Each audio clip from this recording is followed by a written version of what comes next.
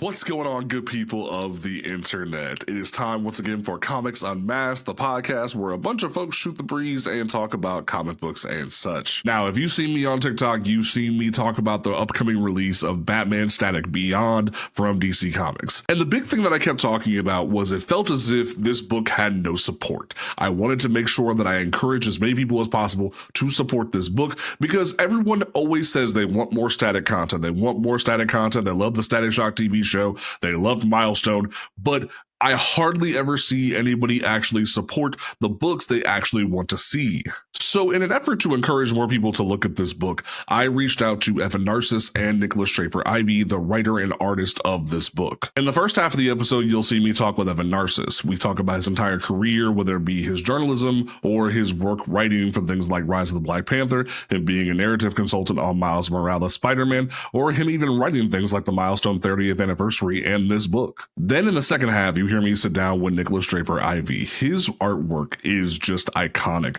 The way he blends Eastern and Western styles to create basically everything we've ever dreamed of from a blurred perspective, growing up on things like Toonami and things of that nature. And then he worked alongside Vita Ayala to create Static Season 1 and then Shadows of Dakota once Milestone Returns was announced. This book is everything you could possibly want from an adult Static teaching Terry to be the next generation Batman. If you are a fan of Milestone as an entire brand, an entire legacy, you should be picking up this book. And I really hope you guys enjoy these interviews because it meant a lot to me to sit down with these guys. So thank you guys for listening, and I hope you enjoy. Have a great day. One thing that I noticed from a lot of people is wanting to make sure they know origins. So, and one thing that we know that you are passionate about the medium, not just from a comic book standpoint, but nerd culture as a whole. But what was the first book that made you want to go, I want to write? What was the comic that made you want to dive into this kind of stuff? I never really thought I was going to be a comics writer, until it actually happened. I thought my career was going to be, journalism, criticism. And that, that kind of changed once I got my first, opportunity to write comics professionally with Rise of the Black Panther. But before that, I never thought I was gonna be a writer. I will say, and maybe a bit of a sideways answer to your question, I definitely remember the comics that made me realize, oh snap, there's Black people doing this stuff too. And it was probably Power Man and Iron Fist when when Priest was writing it back in the 80s. He was Jim Owsley then, but he had a long run on that book through the end. And there was one issue, I don't remember the number right now, but I do know it was drawn by Mark Bright, otherwise known as Mark M.D. Bright or Doc Bright. And it was ironically a Secret Wars 2 crossover issue where the Beyonder, in Secret Wars 2, he's popping all over the Marvel Universe and interacting with various Marvel hero characters. And so he pops in on Luke and Danny when they're in Harlem, and Luke kind of barks at him really aggressively, and he's unfazed. I'm going off memory here, so I may be getting some details you're totally wrong. But Luke says, my loud, angry Negro act didn't work on him. And that made me be like, wait a minute. Somebody knows that code switching is a thing. Most definitely. And this was before the term code switching was in common usage, of course. But there's that modality that Black people have when they're, in primarily white environments where okay, I need to disabuse these people of stereotypes, so I'm going to present in a different way. Speak so well, as they say. Yeah, I was trying not to do that, but yes. It's very much we want to keep it real here. You don't have to dance around it. Appreciate that. Yeah, and shouts to Sorry to Bother You for making this super plain. Shouts to that movie and to everything Boots Riley does. But in that moment, you saw hey, this super aggressive, jive talking character of Luke Cage has maybe been putting on an act the whole time, right? Most definitely, Like, yeah. if you go back to his origin story, like he's like the costume is part of the whole superhero jive. So he's like selling a product, right? And part of the selling that product is his loud, angry Negro stuff. So anyway, that was a comic that made me realize, oh wait, there's space for me here. Like the way I experience the world, the humor, and um, the texture of my day-to-day experience can like land in comics, right? And I Yeah. was way too young to like be thinking about writing comics professionally, but I did want to write from a young age. Definitely by the time I got to high school, I was like, yeah, I want to be a writer. And that did not go over well with my Haitian immigrant mom, but Makes sense. managed to make it work. So yeah, that's kind of how I started, and um, for any listeners who may not be super aware about my career path, I'm somebody who started as a journalist and pop culture critic, and then got into writing comics and working on games as a narrative design consultant, and now I'm a senior writer at Brassline Entertainment. So yeah, like my writing journey has taken me through a lot of different like types of writing, Mm-hmm. but I never really started thinking, yeah, I'm gonna write comics one day. I was, well into my adulthood, happy to keep on enjoying them and writing about them, but never thinking I was going to actually be writing comics. Right. No, it was wild too because you were the first person when I was in high school that I saw that was actually doing video game writing, that was doing stuff, because it genuinely was like I saw the big names like Jason Schreier and stuff like that. But you like actually seeing like a fellow black person out here doing this, it was insane to me to actually see, because while growing up, my mom would always say, "Oh, you gotta get out of Batman land, you gotta get out of Superman land."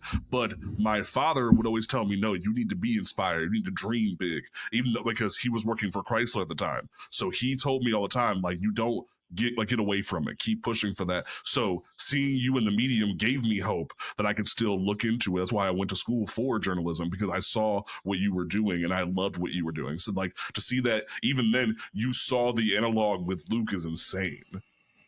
Yeah, no, that was something that like hit me in high school. And then, like you get little glimpses, right? Like Mm-hmm. fans of a certain age like me will remember Marvel's old Marvel Age comic where they talked about like the kind of internal workings of the bullpen and people who worked there. Yeah. And they had a caricatures of Priest back then, and a few other staffers. Maybe Ron Wilson was a freelancer. He's an artist of some renown in 80s Marvel. And there was like a caricature of Dwayne McDuffie, Yes. who's I think either an assistant or associate editor at the time at Marvel. And they did his like little profiles of who you are, where you come from, et cetera, et cetera. And you can find it around if you look. Mm-hmm. It gets circulated around like black comic book nerd circles fairly often. But that back then, pre-internet, I had no idea. I was Mm-hmm. like, okay, who's this guy? And then fast forward a couple of years, he winds up becoming one of my heroes. So, Right. I, um, I remember, yeah, what was it? Dennis Cowan even said when he first got hired at Marvel, or like when he tried to get into Marvel, they were like, "Well, we already have a Negro artist." It's like, yeah, yeah, what? You can't have more? yeah. No, I mean, you listen to like the OGs of the black comics creators game, and they have they all have stories like that, Mm-hmm. and they weren't able to really express themselves the way they wanted to in certain stories, and like they had fights, mm, like just to get like their feet their feet in the door, so it was, that was all swirling in my head when I was reading comics at a young age, right? And you Mm-hmm. know um I didn't think I could be a journalist or a writer until I met a professor at NYU who was like, "Hey, yeah, you have something here. Let's try and nurture it." So yeah, like these careers, you know, in pop culture, um, in like entertainment spheres, like don't always seem available to us, Mm-hmm. and that was true when I was younger, and it's changed a little bit now, but not A little bit, yeah. enough. Yeah, yeah, yeah. Okay. So the big thing that I wanted to like touch on was the experience you had with like Rise of the Black Panther, because like the story goes that like you and Ta-Nehisi Coates worked together on that, but what was that like having to basically recraft the origin of like the entirety of Wakanda for a modern age? Because yeah, we saw original Hudland try to give it a little bit back, like back in the day in the early 2000s, but you kind of put a more understandable image to the landscape, and you guys started to actually unpack it and make it be like as if Wakanda was alive. What was that like collaborating on your first project in a comic book like that? Yeah, it was amazing. Like the collaboration was pretty asymmetrical because Ta-Nehisi was still writing the main Panther book at the time, and I mostly wrote Rise of the Black Panther, and that's no shade on him. He was Right. there when I needed him to like bounce stuff off of and like think about the conceptual framework. But yeah, it was largely me, and like I've been a T'Challa fan my entire life, Mm-hmm. and continue to be. Um, Always my favorite comic book character, and the challenge was like really a big one. At the beginning, I was like, okay, I kind of like shy away from framings that say like I redid the origin, because to my mind Okay. I didn't. It was more like stitching together various points of view that we've seen of the origin over the years, right? So like Mm-hmm. you know the challenge day sequence where T'Challa fights his uncle was Right. like referencing the Kirby run, right? Mm-hmm. Because that's one of the first times we see that moment happen, and I tried to weave in characters and like understandings and modalities from different runs. So Mm-hmm. there's a kind of like geopolitics, obviously, that Priest, emphasized so much during his run. Always been a part of the Panther stories, right? Mm-hmm. But I tried to bring some of that in. I tried to, obviously show Shuri being part of the continuity from the beginning, right? The thing when Mm-hmm. Hudlin starts writing in the early 2000s, um, you know, Shuri is there from the beginning, but the actual publishing history of the character, she's a latter day creation, right? So I'm like, Mm-hmm. okay, let's fold her back in from the beginning. Let's fold Hunter back in from the beginning. Let's take little bits and pieces from all these different runs, right? And try to weave them together into a cohesive whole. And my pitch for the story was T'Challa's first year as king, right? Yeah. So again, revisiting stuff from the origin, but not to me, that's not like invalidating any story that came before it. It was very For important to me. sure. Like Yeah. I didn't want to like say, oh, this didn't happen, or anything like that. So yeah, it was.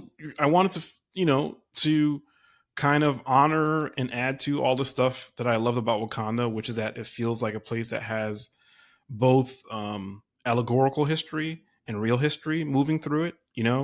Um, and emphasize what like the of the symbolism of that meant, like in the fictional world and in the real Mm-hmm. world, right? um and just play around with like, okay, in terms of geopolitics, if T'Challa reveals the existence of Wakanda to the world, how does the rest of the world react, right? How do the major Mm-hmm. powers around the world react? So we saw, oh, Russia, um, or at least Russian operatives, if not the actual government, send the Winter Soldier in to try to get vibranium. Doom's like, who's this young buck who almost Mm-hmm. off the Fantastic Four? Like, I need to have an audience with him. Stuff like that. So it was still one of my most cherished assignments. I love that book. It Amazing. obviously opened the door for me to like write comics professionally, and I look back on it, and I can see some of the rookie mistakes, but I still did 90% of what I wanted to do on it, and I'm really proud of it. Excellent. Yeah, I love that. then from there, the thing that I like, you only see three posters, although two posters. There's three. There's another one over there because there's three major pillars that we're gonna get to here before into this, because we have Miles over on the far end, we have Sam, and then we have the OGs, and the next over here is Miles, because you being able to be a narrative consultant on the Miles Morales video game, I kid you not, I was listening to the Lecrae song from that soundtrack before we even started, because that means so much to me. I will always say Bendis means so much to me, because as a biracial kid, that run means so much to me. So for you stepping into that, having to navigate that, and basically kind of put for to not really bring a stereotypical reference in, but the soul of Miles into him, because one thing that me and Al Letson talked about recently was a lot of white writers will bring black characters into prominence and bring them to the door, but then it almost feels like other black writers have to make them take the better step in, give them that voice, that soul they need. What was that like being there and actually giving Miles more of what he needed compared to what other people have done? I'm not going to shade anybody on the work they've done on any character that I've also worked on. Of course. Like, the thing about working in comics is that you realize that you're just building another link in a chain of stories, right? Another lens to look at the character from and understand it from. So, with Miles, the simplest answer is that I was just channeling the kid I was in New York City, right? At 15, 16, 17, and when they told me that, Miles is going to be moving to Manhattan, to Harlem specifically as part of the character arc, I was like, okay, bet. I know what that feels like. I moved from Brooklyn to Long Island, and then Manhattan for college. And the thing about New York City is that it's not homogenous at all. There's right. People from all these different cultures from all over the world, right? And that means even if you're a kid who grew up there, moving to someplace new can seem extra daunting, right? And that's the same for any adolescent. Moving during adolescence is one of the worst things that can happen to you. You lose your Most friends, definitely, yeah. And you've got to acclimate to a whole new kind of social paradigm, all that stuff. So, I did that. Growing up, I went to predominantly white high school. Same. Even though my friends and family, cousins, were mostly black, and my neighbors, so that was a big shift for me. So that was the kind of energy I was drawing on when I was working on Miles. And one of the reasons I think they tapped me to consult on the game was obviously, I have core competencies in writing about black representation in pop culture, and then I was writing comics, and so I think I was a good fit for them. But I also lived in Harlem for 5 years. I don't think they knew this when they asked me to consult on the game. But I fell in love with that neighborhood, moving from Brooklyn to Harlem, and there's literally history around every corner, in that neighborhood, and part of it was getting Miles to fall in love with the neighborhood, and the people to fall in love with him. And yeah, one of the things for me when I was working on the game was, what's one of Pete's nicknames? It's your friendly neighborhood Spider-Man. But Peter Parker didn't feel like a kid from Queens for me. He felt like a kid from generic New York City, which is that's a big enough stroke to be acceptable, he felt like somebody from New York, but specifically from Queens, there's a different thing. I actually feel like the recent animated show Friendly Neighborhood Spider-Man nails that a lot. Him swinging around in a hockey jersey feels like very white kid Queens coded. Yes. But Miles, I felt like this was a chance to like make him feel like he was of a neighborhood, even if it was a new one. So that was one of the things. And, I just wanted also like that immigrant experience to come out with Rio a little bit. And again, For I was not sure. the primary writer on this game. I was a consultant. That credit goes to Ben Arfman, Mary Kinney, and a slew of other people who were in Insomniac at the time.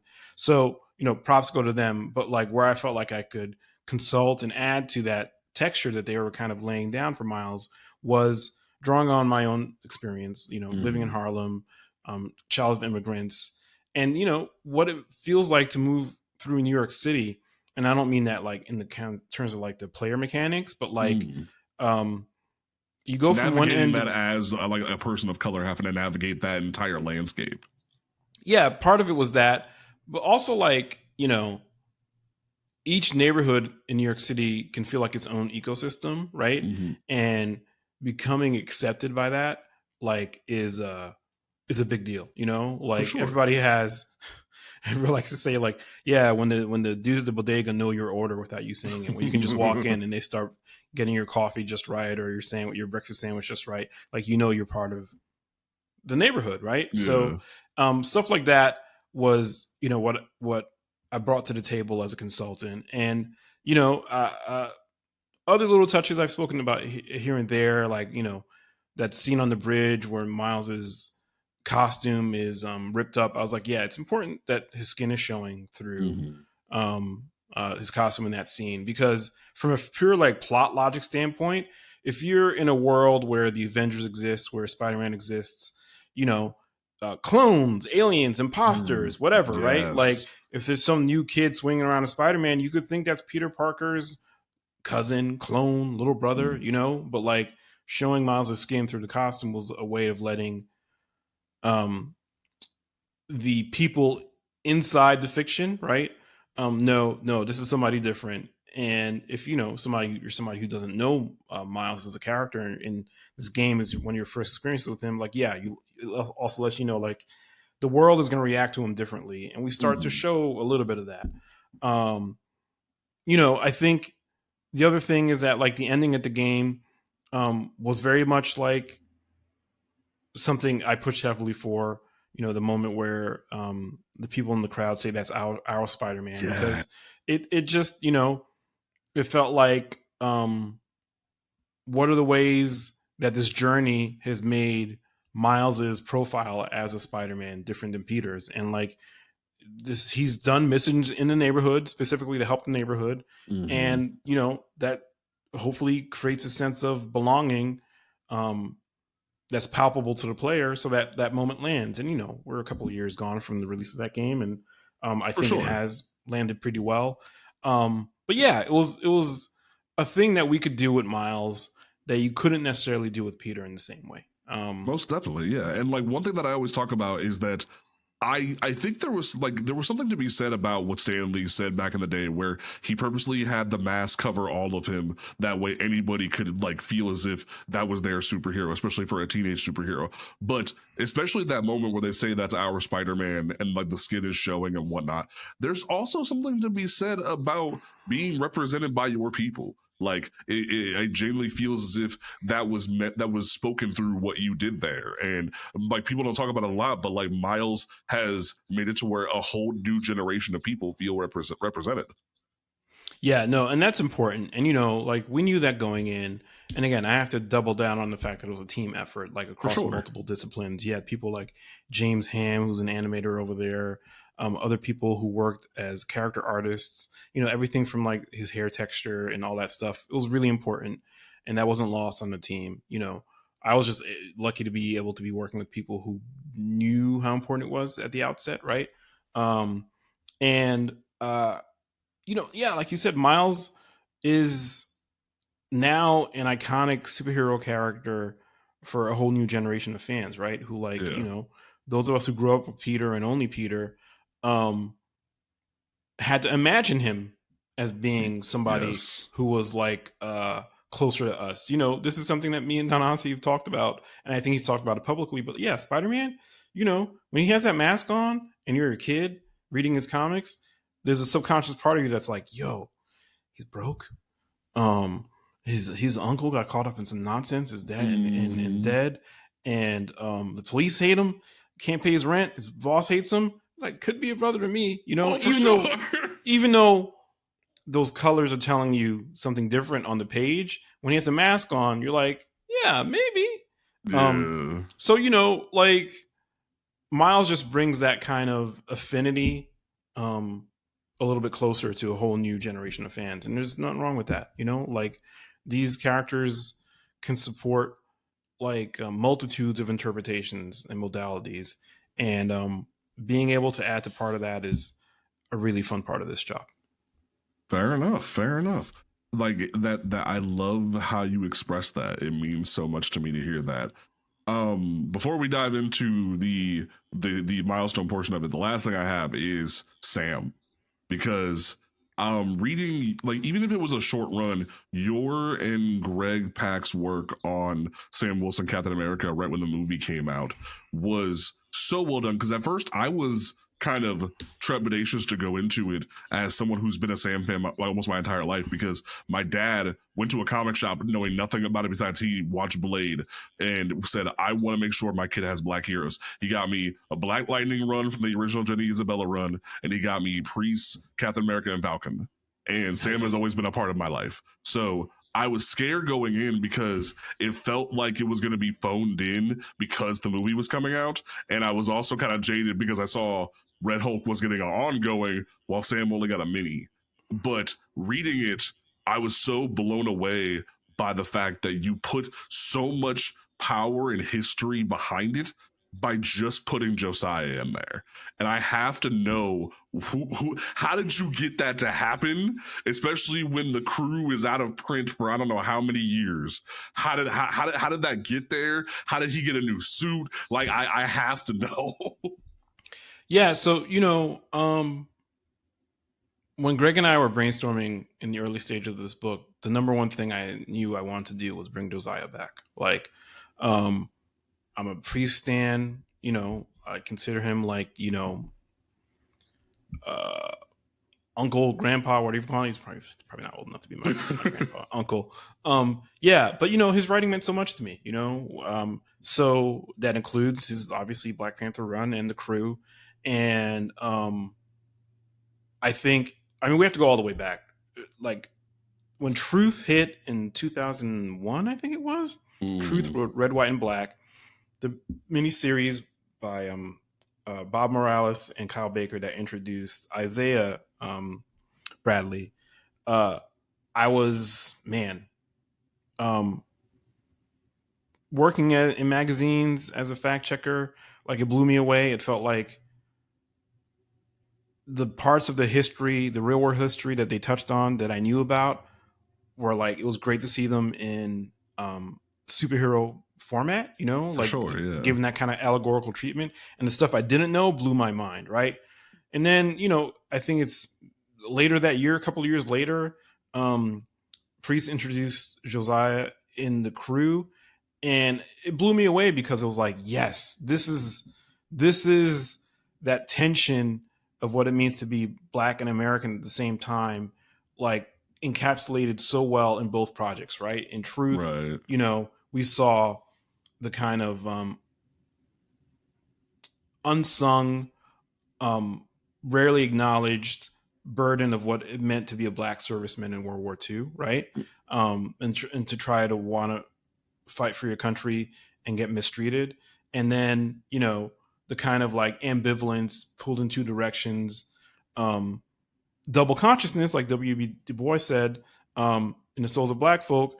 We see that embodied in Josiah X, right? So, like, you know, I've been wanting to see this character come back, and when I had the opportunity to help craft a Captain America story based on Sam Wilson, I was like, nah, we got to do this. Mm-hmm. And, you know, that part was, I think, really one of the most galvanizing elements of the book, because we were able to show a through line of like Black American patriotism and the different ways it can look and feel through Isaiah, who, you know, is silent but all this service, all this foundational, you know, work of establishing this identity um, still exists, right?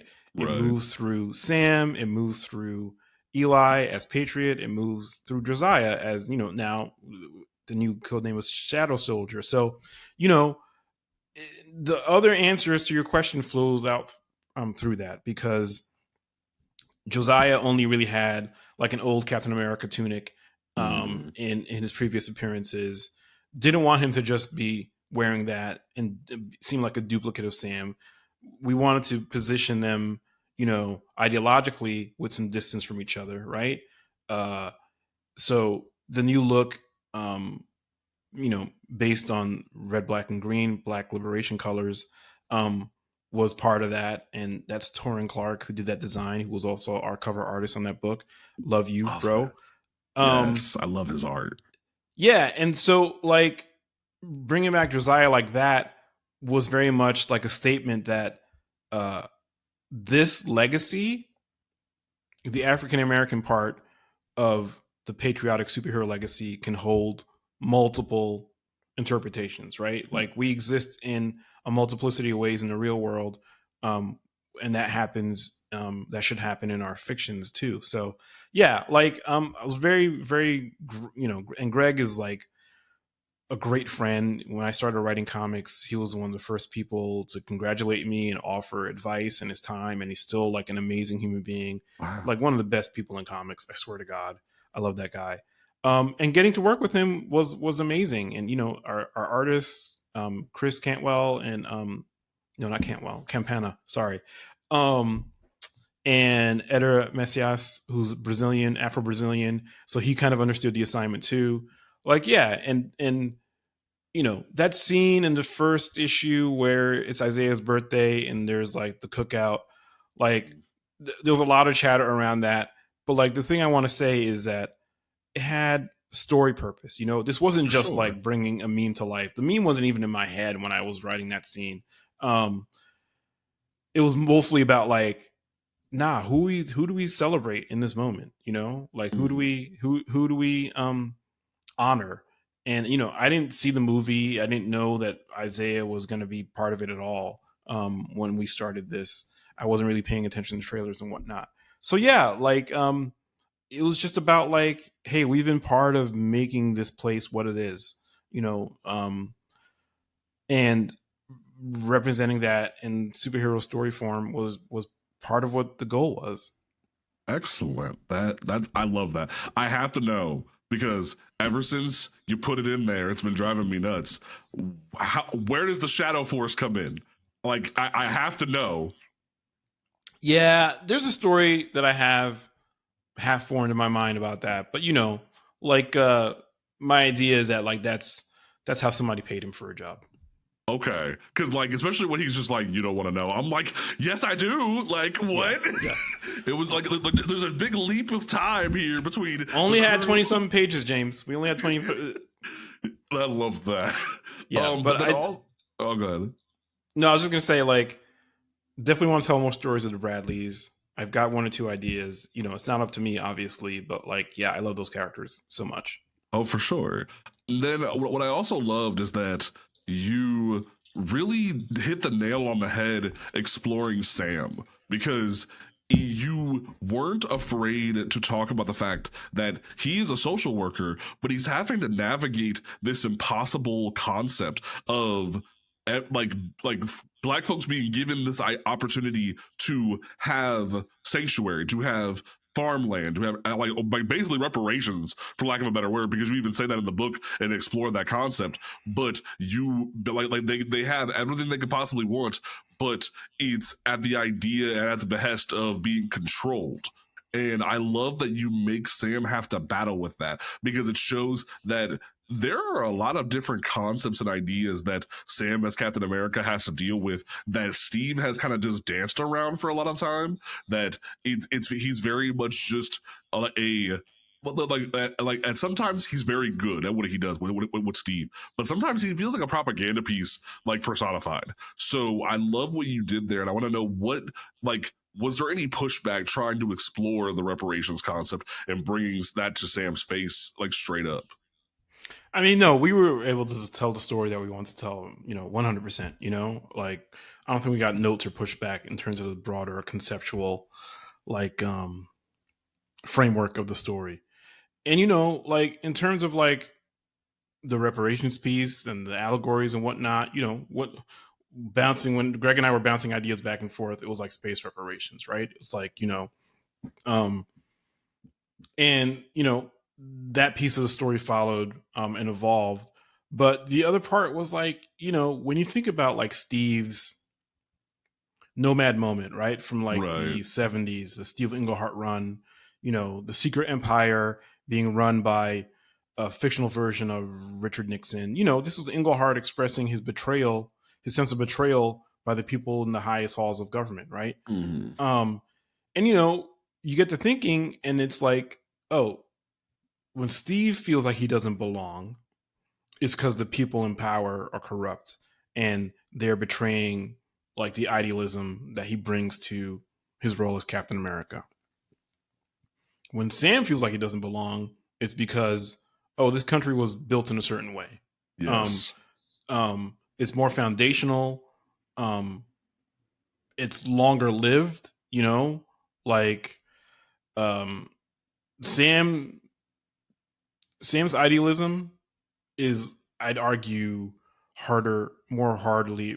It was earned more difficultly than Steve's. That's a great way to put it, yeah. He grew up in the hood, poor, Yeah.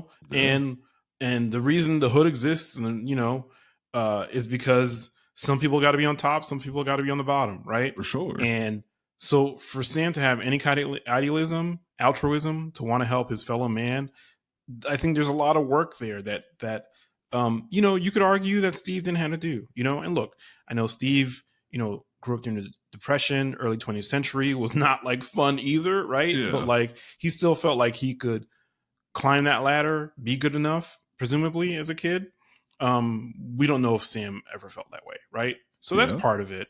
And, the idea that like this will be a debate, even within the people who are participating. Yes, I loved that. In the experiment that's being run, right? There would be like some people are into it, some people felt like they didn't have a choice, some people are skeptical, right? And so we see this expressed not only amongst the people who are living up there in the sky in Eagle Star's experiment, but amongst our main characters themselves, right? So like Eli, Josiah, Sam, Joaquin are all like, what's up with this exactly? And I think, not to like deconstruct the story completely, but like we see the promise of what America offers, the ability and freedom to control your own destiny, right? Running up against like one of the things that limits that promise, which is like corporatized capitalism, right? It's like, you can have this, but there's a cost to be paid, or we'll offer this to you, but something else may be going on, right? And I think, having to balance your idealism against the realities of the way American society actually works is part of what it means to live in this place, especially now. Oh, for sure. Most definitely. And I just love the way you expressed that in that book, because like I was blown away reading it, because I genuinely was concerned, especially going in hearing what I even laugh to this day is the Nick Spencer prophecy where he wrote hashtag not my Captain America during his run, and then it became real once Sam got the shield in live action. So to see that kind of manifest, and that you guys have to navigate that and even tell such an impactful story, I was blown away by that. So I appreciate that y'all put that work in there. Now to shift. Go ahead. Yes, go no, ahead. You got it, James. No, we can leave. No, I want to know. Like, let's go. Yes, hit me. It's just, like the thing about, look, superhero comics in 2025, legacy characters like Batman, Spider-Man, Captain America, if we are willing to accept the idea that their heroic identities are mantles that can be passed on from one character to another, Bruce to Dick, Steve to Sam, Peter to Miles, et cetera, then like we should also be willing to accept that these mantles can be embodied by people from different walks of life. Like it's like, you know, any aspirational role, like, is being a superhero different than being a CEO or, you know, the guy who checks you out at Walmart? You know what I'm saying? People Mm-hmm. from all walks of life do these things, right?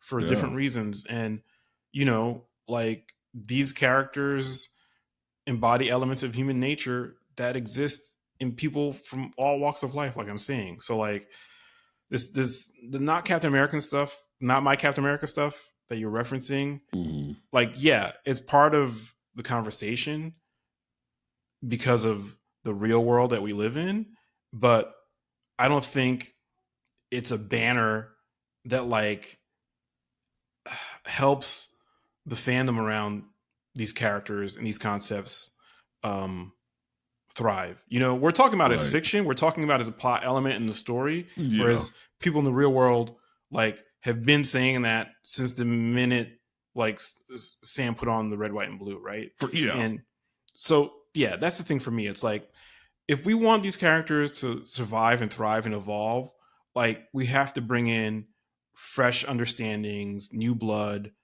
different takes, on what they can be. They're not all gonna land, but some of them are what people need to be seeing and reading and feeling right now. And that's the energy that we were trying to tap into with Better Angels. I definitely really agree with that. Yes.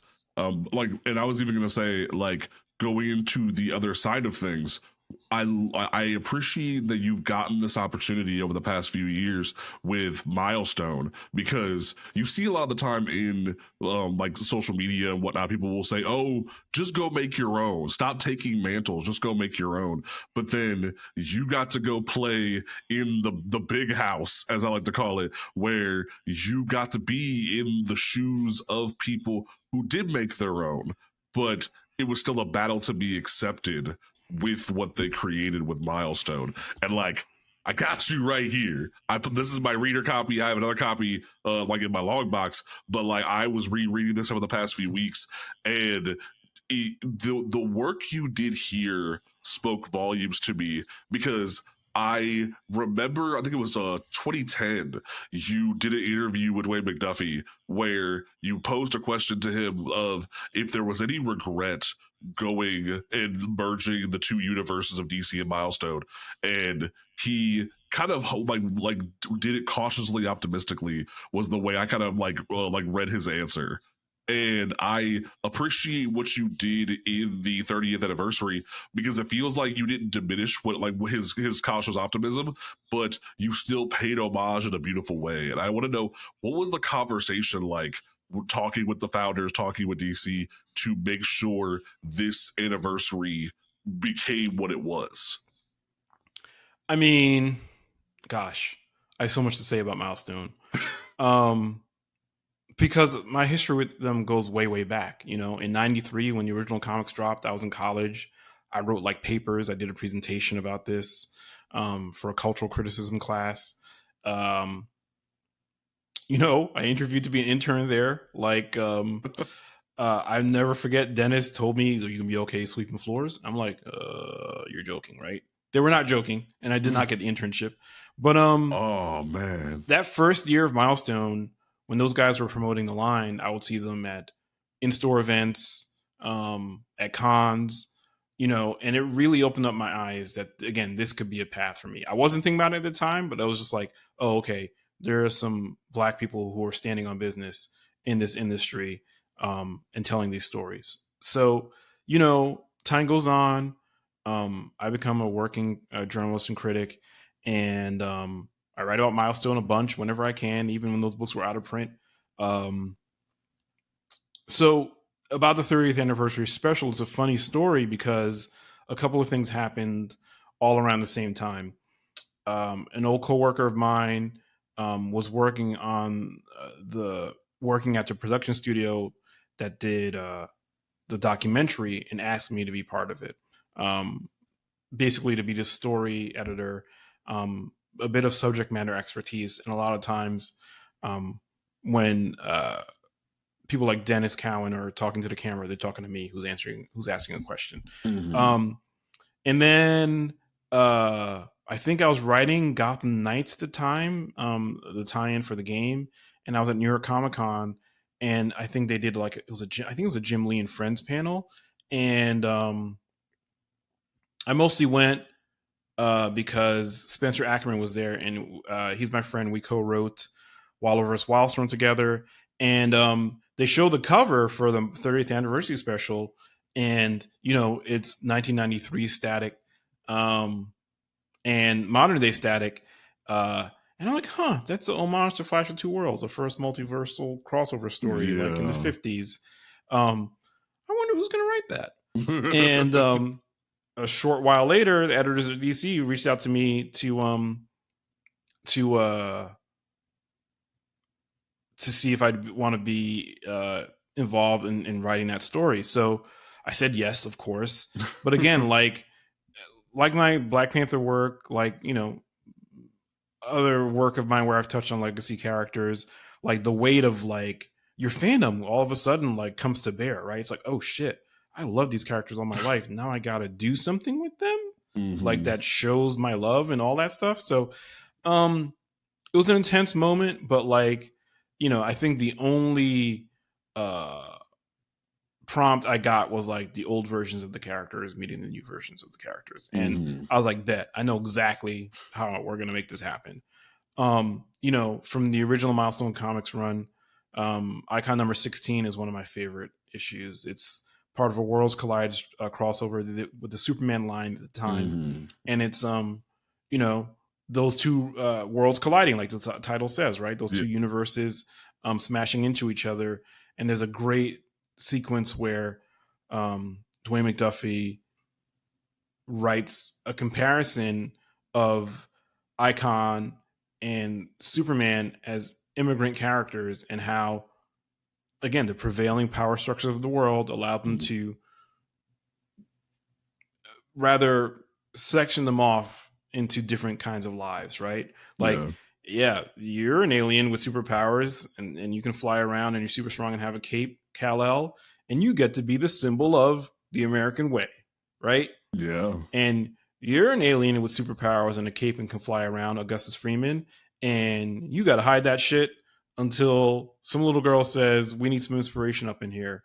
and then, when you show up to the scene to help the cops, they're not having it. There's that great page of, I think the second to last page of Icon number 1, where like, the cops pull their guns on Icon, right? He's like, I'm here to help. And they're like, hands up. and Rocket says, I bet this shit doesn't happen to Superman.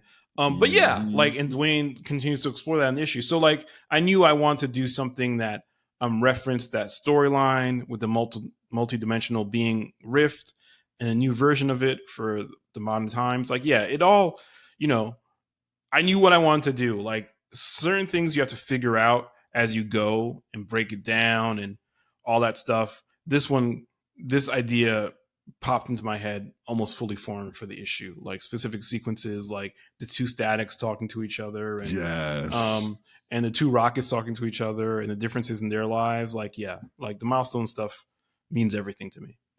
I love that so much. Like, even the moment where, because I know there was some contention with some people about changing Static's origin, but even the moment where like they explain the differences of how the Big Bang happened, and they're both just shocked at the differences. And I even love the moment where it's like, other me isn't missing. This is all point. Like, I love how you even use Virgil as the through line to get to the other rift, and like, I love that moment right there, because it shows you intimately love these characters just as much as loyal fans do. You are able to even explore what happened recently with the Milestone Return stuff, and talk about how like modern Icon and Hardware really aren't on point with each other, but like the OGs are like, we vibe. Like, I even gave him some tech. Like, it's okay. I love that you explore that. Yeah, for me, like, the thing about modern day comic storytelling is that like the juice is in how we can reinterpret the past and use it to inform the journey forward, right? So like, the legacy stuff like is good raw material for like forging new understandings of these characters, right? So like an example is like Jakara in Rise of the Black Panther. Originally, he shows up in Kirby's Black Panther run in the 70s as like basically like a villain of the month. Like he shows up, he poses a threat, he gets dealt with, and we never hear from him again. But I'm like, now let's bring him back, and let's bring him back in a way that um, illustrates the tensions that are roiling through like the Wakandan royal family, right? You got Hunter, who's the adopted white boy, right? Like he's never gonna be king. You know, Shuri, who's like the brash, super intelligent little sister who like kind of sort of has to wait her turn, but doesn't feel like it. And you got this other like half brother y'all never knew. Like, what does that It's mean? such a great like, way to go about that. Yeah. yeah. So like, you know, in the same thing with the milestone 30th, it's like, okay, yeah, they had static fighting white supremacists back in the 90s. Let's bring them back, right? All this stuff that the past doesn't have to be inert. It can still be a vital part of how we tell the stories moving forward. So, you know, that's very much my approach to Batman Static too. It's like, okay, let's look in these characters' backstories and see what's there that can provide tension, that can provide connection, that can like give like a little electricity, pardon the pun, for how this story moves along between these two characters. So yeah, that's the thing I like as a reader, and I'm trying to be that kind of person as a creator. I'm trying to write the stories that I myself would want to read.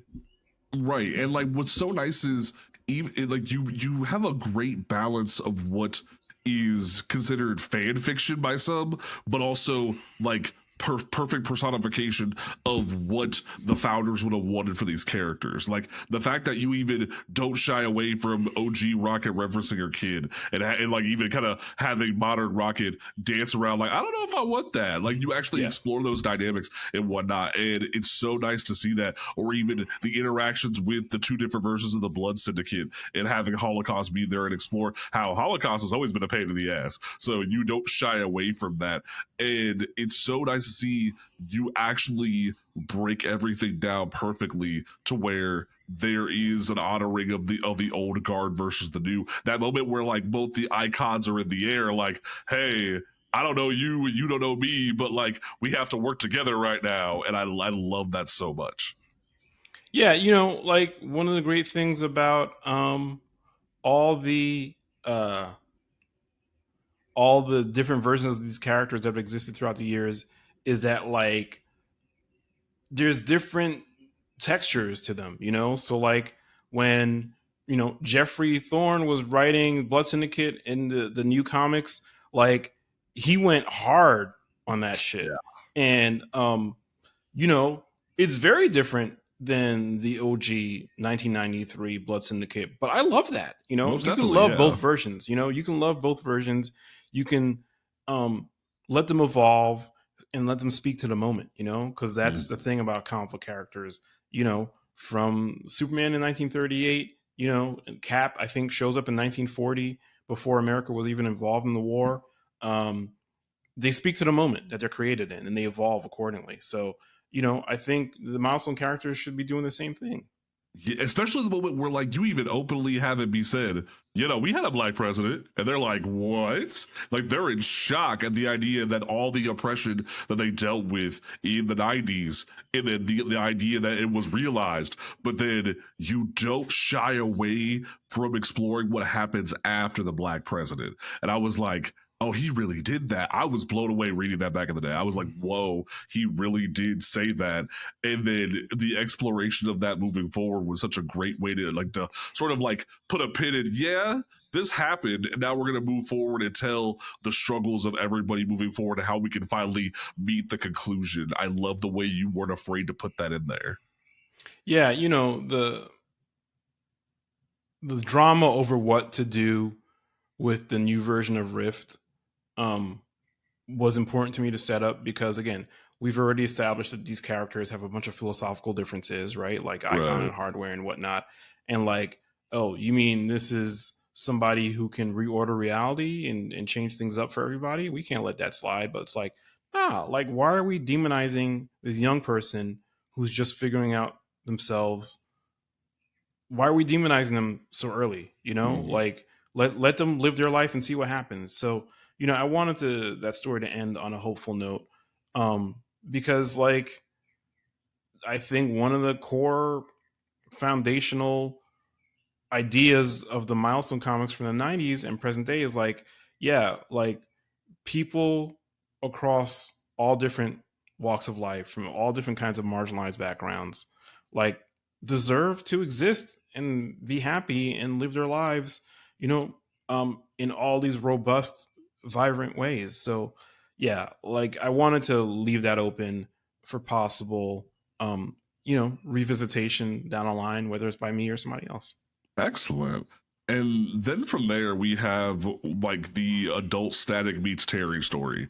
How did the conversation come about of you two working together to bring Batman and Static together for basically a sequel to that? Yeah. So Nick just texted me out the blue, like, he's like, hey, I want to make this happen. Would I be interested in coming on board as a writer? And I said yes. And we just went from there. I read that story in the special. I loved it. Nick's amazing, an amazing creator. And I was like, bet. I remember when the milestone line was starting back up, I was like, yo, this kid on Static, he's got something. Like, he's bad. He's a badass. But the way comics works is like, you never get to pick your assignments. Like, and I didn't know if I'd ever work with him. So it was always like, see him at a con, say what's up, keep moving. But yeah, when this opportunity, he reached out to me directly and then the book got greenlit. I was like, yeah, let's take that energy and ramp it up to 1,000. I'd watched both those shows as a younger person. And, going back and rewatching some of that stuff for this project, you watch that episode of Future Shock where, young Virgil travels forward into the future and meets Terry, and Terry's kind of like sunning him, right? He's like, he's big timing him. He's like, okay, kid, you let the real heroes take care of this problem. And, Static's got to prove him wrong at every turn. So part of what Nick did was like invert that dynamic in the Static Beyond short story. And so we're playing more with that in this, like, Virgil has grown up to be incredible, like a world-class physicist, a superhero who's part of the Justice League now. He's like not second banana to anybody, right? At the same time, Terry is still relatively new to this whole superhero thing. And so we have like a lot of fun playing with odd couple vibes with those two, we're like, they get on each other's nerves. But also one of the things that we're exploring in the series is like, Terry is not Bruce. And that's not news. Like, Terry's been around for like 20 some odd years at this point. But the expectation for anybody who knows Bruce is like, this kid is going to be what exactly, And so we play with that a little bit. And also this idea that like, Batman Beyond basically happens in a cyberpunk future, right? Right. And, we mostly saw like advanced technology is great. There are some cautionary tales in that series in various runs over the years. But like, this is the kind of negative space behind a cyberpunk landscape, right? Like corporations run everything. This fancy technology is great, but like there are cultural effects that we need to be wary about. Something that Nick was very concerned about, and I am too.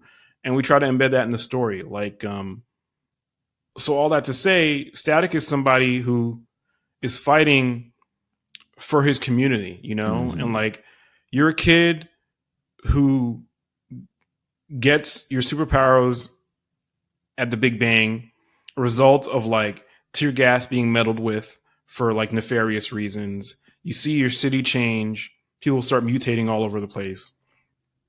you get these powers, you want to help people. That's great when you're a teenager. What happens when you're in your mid 30s, as we're positing Static is here? You know, like, how do you bring that level of responsibility up to like a superhuman scale? So that's the kind of premise of the story here. And what happens if somebody messes with it? Yeah. And what are those consequences, and how do you deal with them? So that's a lot of what we're talking about in the story. Like, it's you know, far future, not far future, it's really near future, but the cyberpunk framing makes it seem a lot more advanced, right, than we probably will be in like 20, 30 years. Right. But like that said, with all these advances, who gets left behind? Who gets to participate? You know, and I think Virgil and Terry operate with two very different like modes of superheroism, you know, like Virgil is like, nah, I'm part of something bigger. You know, we have a whole community that needs safeguarding. And Terry's like, one problem at a time, you know? And you could say that's because of the difference in their ages and their maturity and experience. But at the end of the day, it's a very fun dynamic to play with these two characters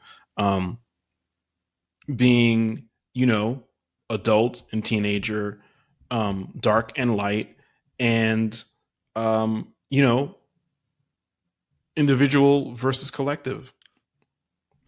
Oh, I like we did that. That was pretty clever with the collective there. That was like, I don't know if you intended that, but bringing the collective in like that was pretty dope. But it's like, no, I mean, yes, you're talking about the cooperative, I think, which is like the big, intergalactic alliance that Icon hails from. But yeah, no, you know, joke aside, it's very much like, yeah, what did Dakota do after the Big Bang, and what part did Virgil play in it? And we get to see that. One of the things for me was wanting to see Dakota in the future. You know, we've seen very little of that, you know, and I wanted it to be like, yo, what if the Big Bang didn't like destroy this city, but gave them the opportunity to change in a totally different way? If anything, it galvanized it, because I love the way you almost harken back to the idea that it's a leading member of industry. You harken back to the conversations that Hardware has with Alva over the years, and you definitely strive to make it known that the culture moves it, not just like capitalism. You actually explore that very well just in those few little bits there, because Virgil is a part of that. Virgil like is part of that idea that the culture evolves, and I love just like what I've seen you're doing there. And I'm really curious because we've seen things like DC Rebirth, we've seen Neo Gothic and Neo Year with Terry, but then with especially how good Nick's art style is, where like are you posing this Terry? Is this like fresh off the TV show slapped onto the end of Milestone Returns, or where like how are you visiting that version of Terry? I mean, the honest answer is going to have to come from the DC Multiverse Census Bureau. You know, like I don't know if we've got an Earth number assigned or anything like that. To me, it's not quite the DCAU, but like we're referencing that stuff heavily. Again, but there's one thing in there that I was like, oh, I didn't expect those to be there at the school. That's interesting. Yeah. Again, you know, shouting out that these characters have a history that goes back decades. So that little Easter egg was a fun one to put in. But you know, like the thing about Virgil and Terry, where we meet them in this story, is they've met, they have a pre-existing relationship, but like I said, the DCAU stuff has its own continuity that we didn't want to step on or respect. You know, we wanted to mirror it a little bit, but there will be some changes, I think, that really just signal what we're trying to do here is like fuse all the different iterations of these characters into a new form for a new story, right? So you know, like there's Milestone 1993 and there's Milestone 2021, right? And those characters are different, and some of them are going to feel like, oh, okay, like the Virgil in this should feel like he can belong to any one of those places, right? While Yeah. going through an experience that's specific to this story. And the same thing with Terry, right? Like Terry, Colin and Jackson wrote like the Neo Year stuff, and that was all great.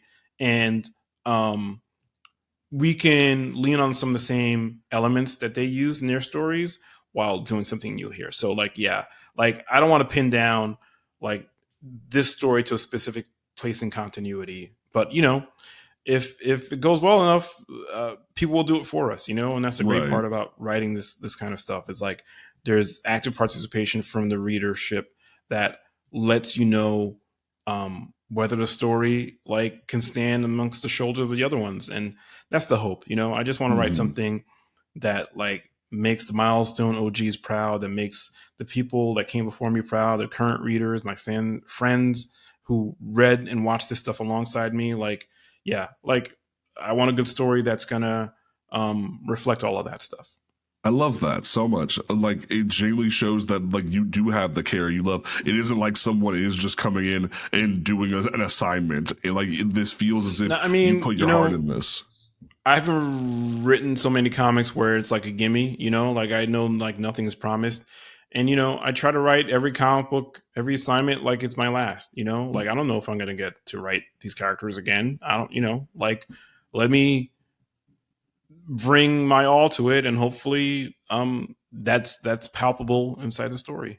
Most definitely, like even the fact that you dropped Icon into the future, you showed that Augustus keeps going. I love that. I love that you still have the thing of like, yeah, no, like he totally just came to Earth and then redid his entire life through the lens of the Black experience. So of course he's gonna like have more knowledge of the universe than Superman, and you're not afraid to talk about that. That like he definitely has some age on Clark and is gonna have a different viewpoint. So I Yeah, love that you point that out. I mean, they have different backstories in every version of their publishing history, right? So, Augustus is somebody who knows the universe, I would say, politically in a far more robust way than Clark does, Like Mhm. Augustus is a lawyer on Earth and in space, and he's part of this, intergalactic alliance. Like, yeah, like he's gonna understand things in a different way. And Superman's, on some, yeah, but they better respect us, which Mm. is understandable. Like Right. he's somebody whose immigrant status, him being an alien, all that stuff has made him be misunderstood. So like he's, I think, wary in a way that again speaks to his experience. Excellent. Now, I want to say that Melvin has my curiosity because ever since Nick posted his original like concept art, I've like, what are you gonna do? And then the cover started to drop, and I really was interested. And then finally reading this, I love this idea that you make him want to see the better of the world because he kind of has everything to lose. He wants to go back to simpler times. That way he can connect with his family. And I'm so intrigued as the issues to go on, like how he's going to progress, because that moment of him just wanting to go be with his parents is so insane. He just wanted to make it there on time. And where did you draw the idea of that from? The idea of maybe like the technology wasn't the best thing for the family experience. Yeah, it's something that Nick and I talked about when we were like at the early stages of planning out the story. And I don't want to spoil anything, but like Melvin is pretty obviously a very conflicted character. Again, this is all through the lens of being a teenager in the modern times, right? Uh when you're 14, 15, 16, you start becoming politically aware in a different way, right? Yeah. But you may not necessarily have the maturity or the insight to filter your sources of information Mm. in a healthy way. So something that activates you emotionally may feel like it deserves your support, but you really need to look into like, hey, where's this messaging coming from? What is its ultimate purpose? And this is something that I think we're going to follow Melvin through a journey of understanding, hopefully, and realization. Yeah. But like, he's reacting emotionally to the world that he's inherited, but didn't have a part in making, right? And when we meet this character and he's protesting the new technology that's coming to Gotham, it's because he only understands it in one way, right? Yeah. Yeah, I'm trying to dance around spoilers. Oh, I was trying to find the best way to phrase it too, so I understand. Yeah, so yeah, he's a conflicted character, and I think with all characters in superhero comics that turn their emotions into action, like the conflict is the juice, right? And then the philosophical differences with other characters, creates tension and action and whatnot. So we're going to see all those things. But yeah, Melvin's journey is going to be the main kind of point of this story, where again, we've seen cyberpunk worlds before, right? Well, how do the normal people live in them? You know what I'm saying? Like, yeah.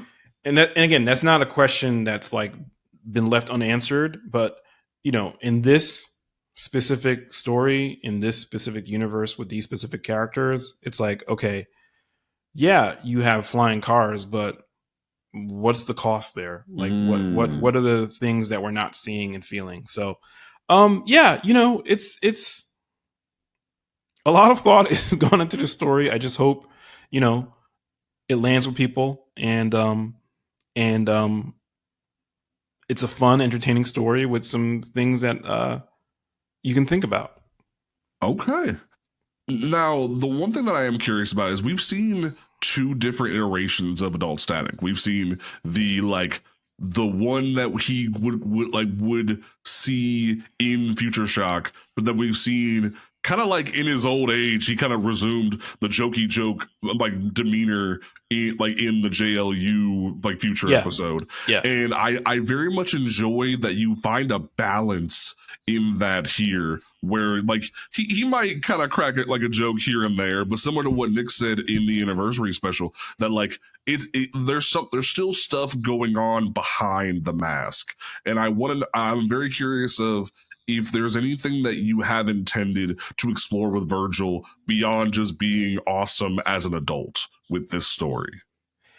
Yeah, for me, one of the keys of connecting with Virgil when I was a young kid and now as an adult is that he is deeply compassionate. He's a character. He's a nerd with high emotional intelligence, in my opinion. So he's got the book smarts, but he also has the empathy and the compassion to try and understand people who he might be fighting against, and the world that he lives inside of, right? And yes, part of that is going to be deflecting with jokes and being goofy and all of that. But part of it's yo, what do you need?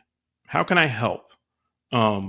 These things have happened to me and have allowed me to try and help my fellow man. How can I extrapolate that and do the greatest amount of good possible? So all those things are in the mix, the older version of Virgil from the JLU that you're talking about. I want this all to feel like the same character, maybe in a different mode for this story, right? So some jokes, but it's serious business going on, and we need to handle that. But he'll still roast Terry a little bit from time to time, as warranted. Yeah, so that's the hope. We see there's an issue going on with both DC and Marvel where it feels as if black characters are struggling to find prominence in ongoing titles. What is something that you can say to potentially give fans hope for the future of characters being on the page when it comes to things? Because we always hear oh, I want another Static book, or oh, I want to more characters to have titles. What can you give hope to that when it comes to that for the future? I mean, I'm just one freelancer dude, but I'll say, voting with your wallet, obviously, everybody knows that. If you don't, you heard it here first. Buy the books that you support. Be vocal in your support. Um, you know, those letter columns that you see in comics sometimes, like editors pay attention to the amount of engagement that a title can create. Right? Be respectful, please. But let them know you want to see more of this stuff. And the other thing is, I think people take notice of really strong emotional connections to characters. That's not lost on people. Like, the editors at the big two and other publishers, they know the ships. They see the discourse. They don't always participate. Um, so if you care about a character, like I said, show up with your wallet, voice, be vocal with your support, be respectful with that vocalization of your support. And the other thing I'll say is, like, those of us amongst like the creator class who work on these characters, most of us are like freelancers, independent contractors, we want to be telling stories. And if there's a creator who does something that you enjoy, like, again, express that appreciation, because I don't know the next time I'm writing these characters, like, that's not up to me. I gave it my all. I'm giving it my all. And knowing that a story lands well with people can help a creator hold on to the next time they get to do something, Right. Like, I read the first 2 issues of Al's Mr. Terrific you mentioned before, and I'm like, I know Al a little bit from like journalistic circles, not very well at all, but I'm aware of his work. And I'm like, yeah, this is what I want. Yes. I want to see him and his perspective on these characters, and to go back to something you said before, like, when Black creators touch these characters, something I've always said is, like, every time a Black creator touches Wakanda, especially in those early years from the 60s to the 90s, they deepened the meaning of what that place meant, right? And it's the same thing with all these characters. So, I'd say, like, support the creators who are out there doing work that you love. Tell your friends. Word of mouth is very important. And, I think try to receive the work with like some grace and some enthusiasm, if it's there for you. And if it's not, somebody else will touch this character in a way that you like. We just need to make sure that the people who control the fates of your favorite characters know that you're there and you want to be experiencing stories, reading stories that are meaningful to you. And I think they know that, like, the machinery of superhero comics is really intense and complex. And from like the writer level, I don't always have access to like the levers and buttons to make something land, but you do what you can, and I can say that is definitely true, like, for the creative team on Batman Static Beyond. Like, we're all trying to make this shit slap. Ultimately that's going to be, whether we succeed or not is going to be in the hands of the readership, but like, we're doing our damnedest here. All right, so thank you for being here. I appreciate that you were able to like be a part 2, because we sat down with Evan on Thursday, and I'm glad we got to sit down with you for this. But like, we always talk about origins on the show. What made you first want to reach into comics, not just like from an art standpoint, but as a consumer? What was the first comic that you remember diving into? Well, that's a tough question. Um, because I grew up, like, consuming manga a lot. So when it came to comics, like specifically Western, comics, um, I think my dad kind of gave me some like Robin the Third and some Blood Syndicate and Kingdom Come, you know, like just stuff he just kind of, it's like a random pile of comics. So it was never like oh, this is the one that that inspired me to, it was just like, oh, okay, Right. if I read these, at that time there was a mixture of different things. I remember when manga was first coming over here, they would printed out in like the same format that you would see a American comic book in. So, I think it was Orion that he had got me. The same guy that did, Ghost in the Shell. They got me some of those, and I had read those, and that had been kind of like how I got in. But it wasn't really until I know we're talking about comics, but it's like it wasn't until like I got like Weekly Shonen Jump that I got like a real strong interest in, I guess you could say, like sequential storytelling at large. I mean, that makes a lot of sense. And like the reason why we made sure that the show is called Comics Unmasked is that it all matters. We want to dig to the heart of what makes people be passionate about the medium. So like for you, if that is manga, it's obvious throughout your artwork is that manga influence. But like if what was the first manga for you then? What was the thing that made you look at it and go, this art means so much to me? Oh man. I can honestly say the first manga of choice that I pick up. I say manga of choice because obviously, like, you were shown different things, but the one that really stood out to me was Shaman King. Shaman King was Yes. that was the first one that really made me go like, oh, this is cool. And then Okay. yeah, and then obviously you had like your Dragon Ball Z, but I think for me, Shaman King and Hikaru no Go was like that was my jam, like when I was a kid. That makes a lot of sense. Like, I remember, like, I never got to actually finish Shaman King. Like, we saw it on Kids WB back when, like, they were doing like the Fox box. That was like the one time Mhm. you saw Shaman King existing. I remember watching Zatch Bell specifically, and I love the way they actually use colors differently compared to other animes at the time. Because like Yu-Gi-Oh played around with some things. Like I remember even the color palette changing for when like Kaiba got blasted in the first episode, and then as the show progressed, they had different ways of doing color palettes, not just using stock things.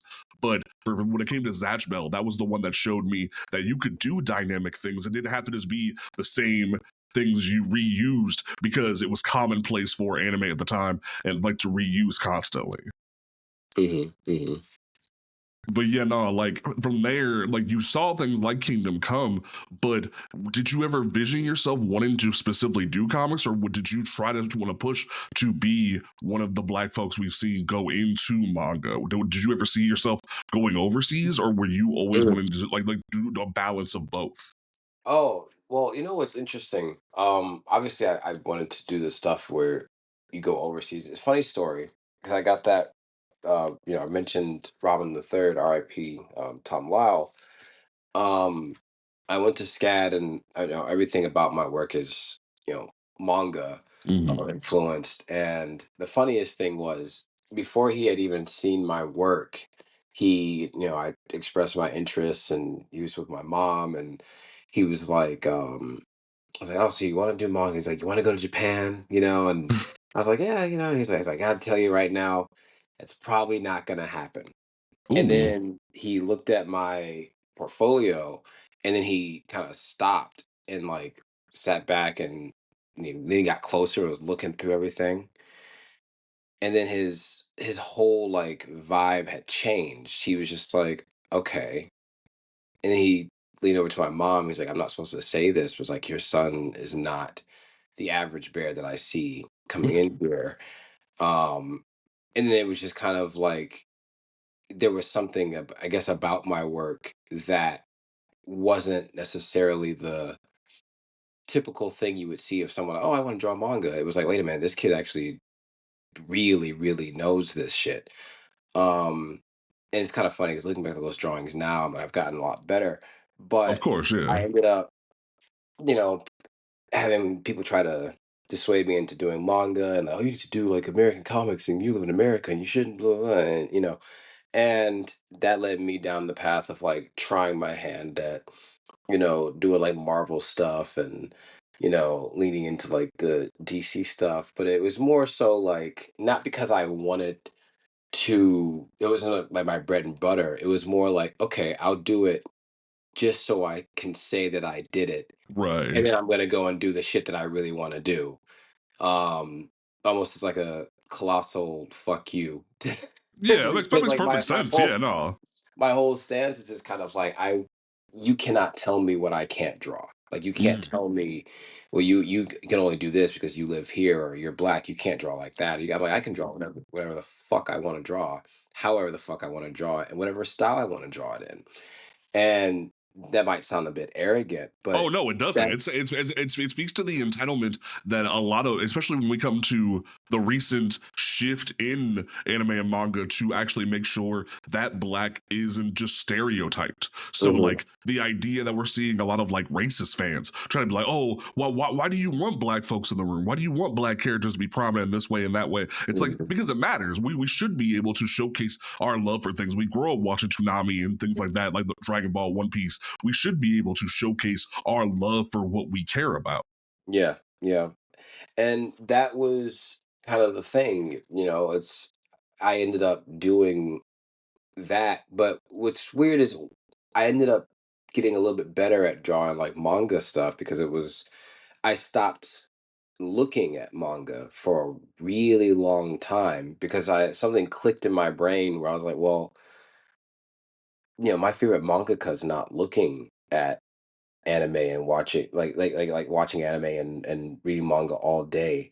Like they're outside, like they have other interests. They're looking at Mm-hmm. movies, they're looking at photography, fashion, they're looking at different things and implementing that into their work. And then once I realized that, that's when I think my style really started to evolve. That's when it started to really get into this like kind of fashion forward, I guess, sense of the like design with like the characters. Like Yeah.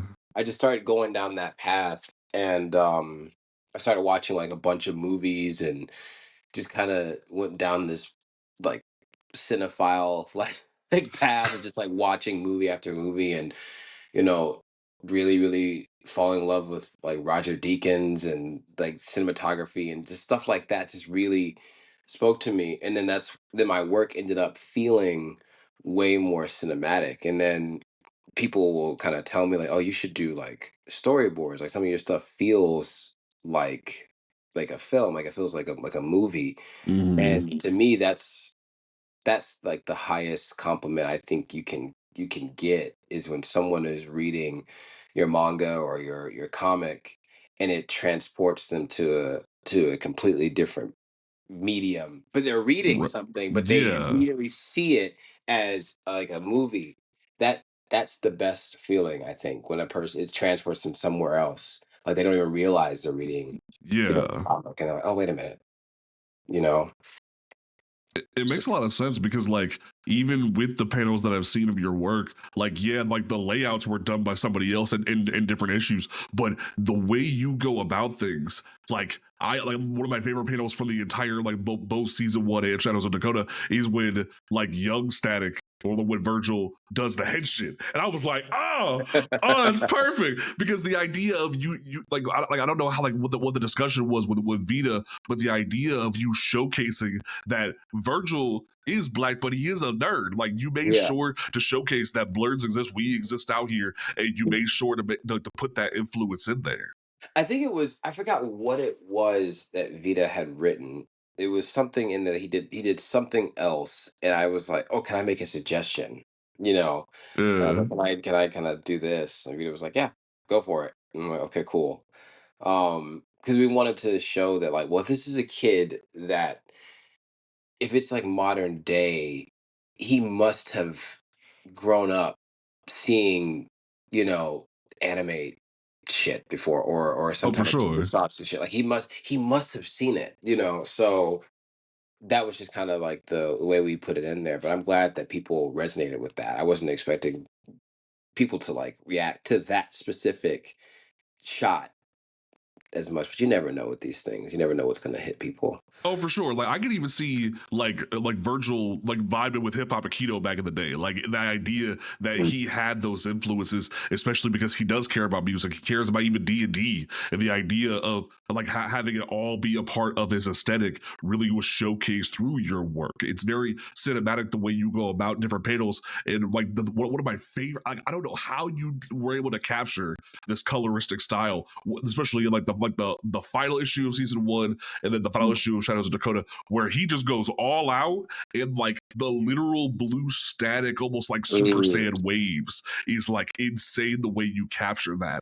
And I don't know, I still want to like watch you redo that one day, because it is so cool the way I don't know how you like went through each individual pixel or whatever, how you did that, but it was just so mind blowing watching it. It felt like watching like a literal Super Saiyan transformation in those moments right there.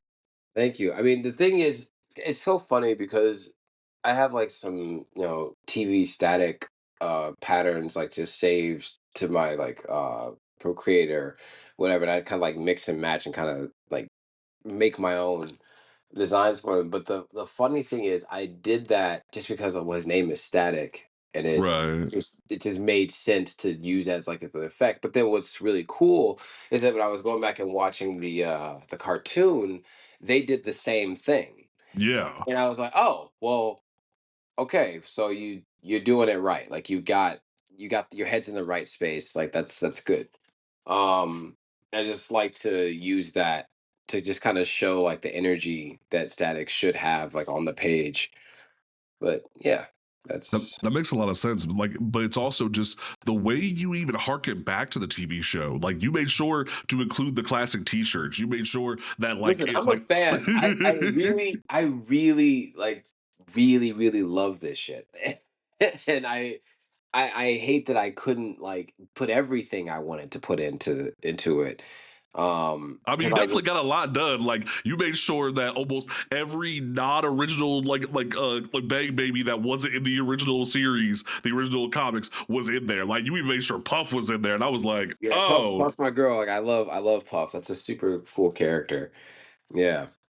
And it's the way you make sure that, like, the way you're not afraid to capture unique hairstyles. Like, you even played with the idea that the space buds trail off with the mist. It was such a way, like, a perfect way to do that. You made sure that the wings on Talon looked good. It's like, I could just gush about the way you do this. It's just so good. Even Ebon, like, the fact that y'all were That's the able to favorite. bring Ebon to life when he wasn't in the original comics, it was just phenomenal.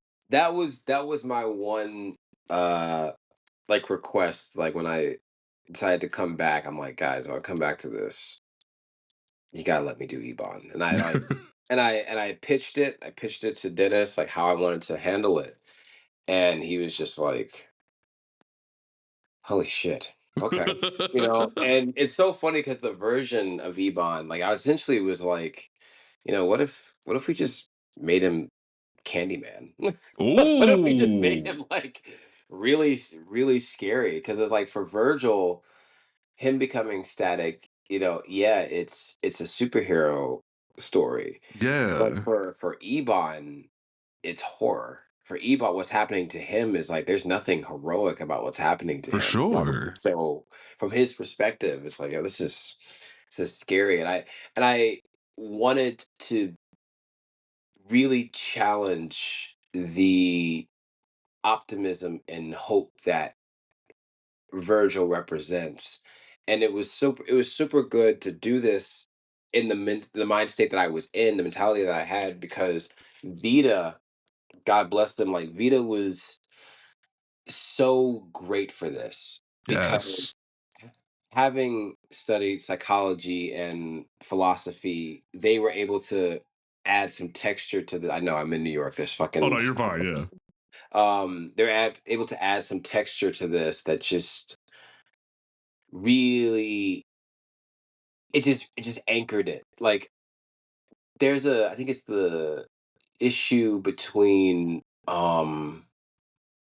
Virgil and Ebon where they have like essentially like the mind fight or whatever. yeah. Um that's kind of funny. We had to come up with that like it's almost the last minute because it was we had to change writing and it's a bunch of stuff. But anyway, we came up with that fight, and the thing was the conversation that Ebon is having with Virgil.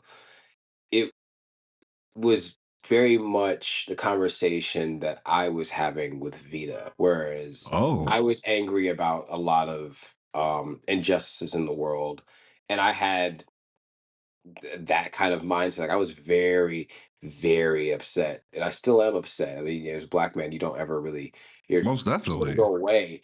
But the thing is like I needed to put that somewhere, and it was great to have Ebon be the voice for that, and then for Vita's stance on things, they got to be Virgil. So we were both like writing these characters as these characters, but we were also having the conversation from writer to writer and artist. You know what I mean? Like we Yeah, having that no. dialogue. So it's kind of like meta, but it was a very real It's a um literal commentary. It's not just a meta commentary, it's a real commentary. yeah, yeah. Just like this is how I feel about this. And we just like, okay, I understand, but that's not Yeah. you can't You can't go do balls to the that. wall with it. You have to like go through that structure with it, and like you and them, y'all make a perfect team. And I love the way you like both of you go off of each other, and it's so interesting how as the runs evolve, you became more prominent as a writer. It wasn't just a writer artist dynamic; it became a writer and writer dynamic as Mhm. well. Mhm. Mhm. I absolutely loved working on Shadows of Dakota with Vita because Vita was like very much encouraging me to write and to say the things I wanted to say. And they would kind of help where they felt like, okay, well, I see what he's trying to say here. I could probably, fix this part or embellish this part a bit more. But there were a lot of strong like moments in there that Vita just kind of let me take the reins and just let me just write it.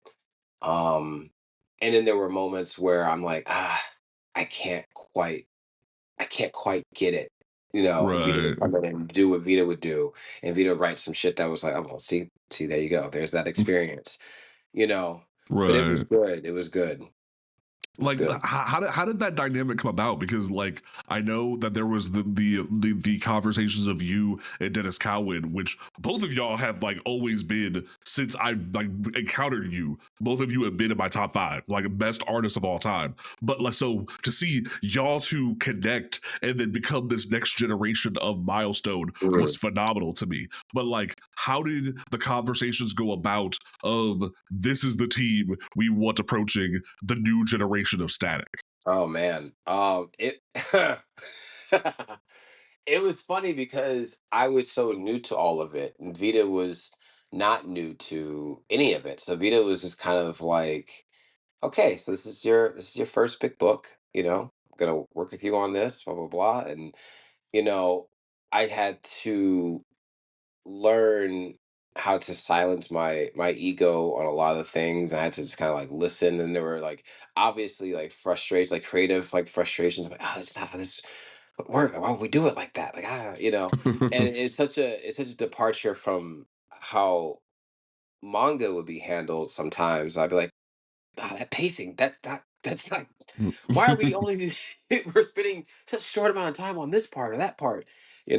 And Vita just had like way more patience than they had any right to have because they just worked with me, and we were able to get the book done. Like it was interesting because it was Dennis. I had did some stuff for Dennis for like the milestone returns issues, Right. and that was cool, and I enjoyed that. Like, okay, I guess I can work with it. And then it was like, okay, now you got to work with Chris Cross, and Chris Cross got to do your layouts.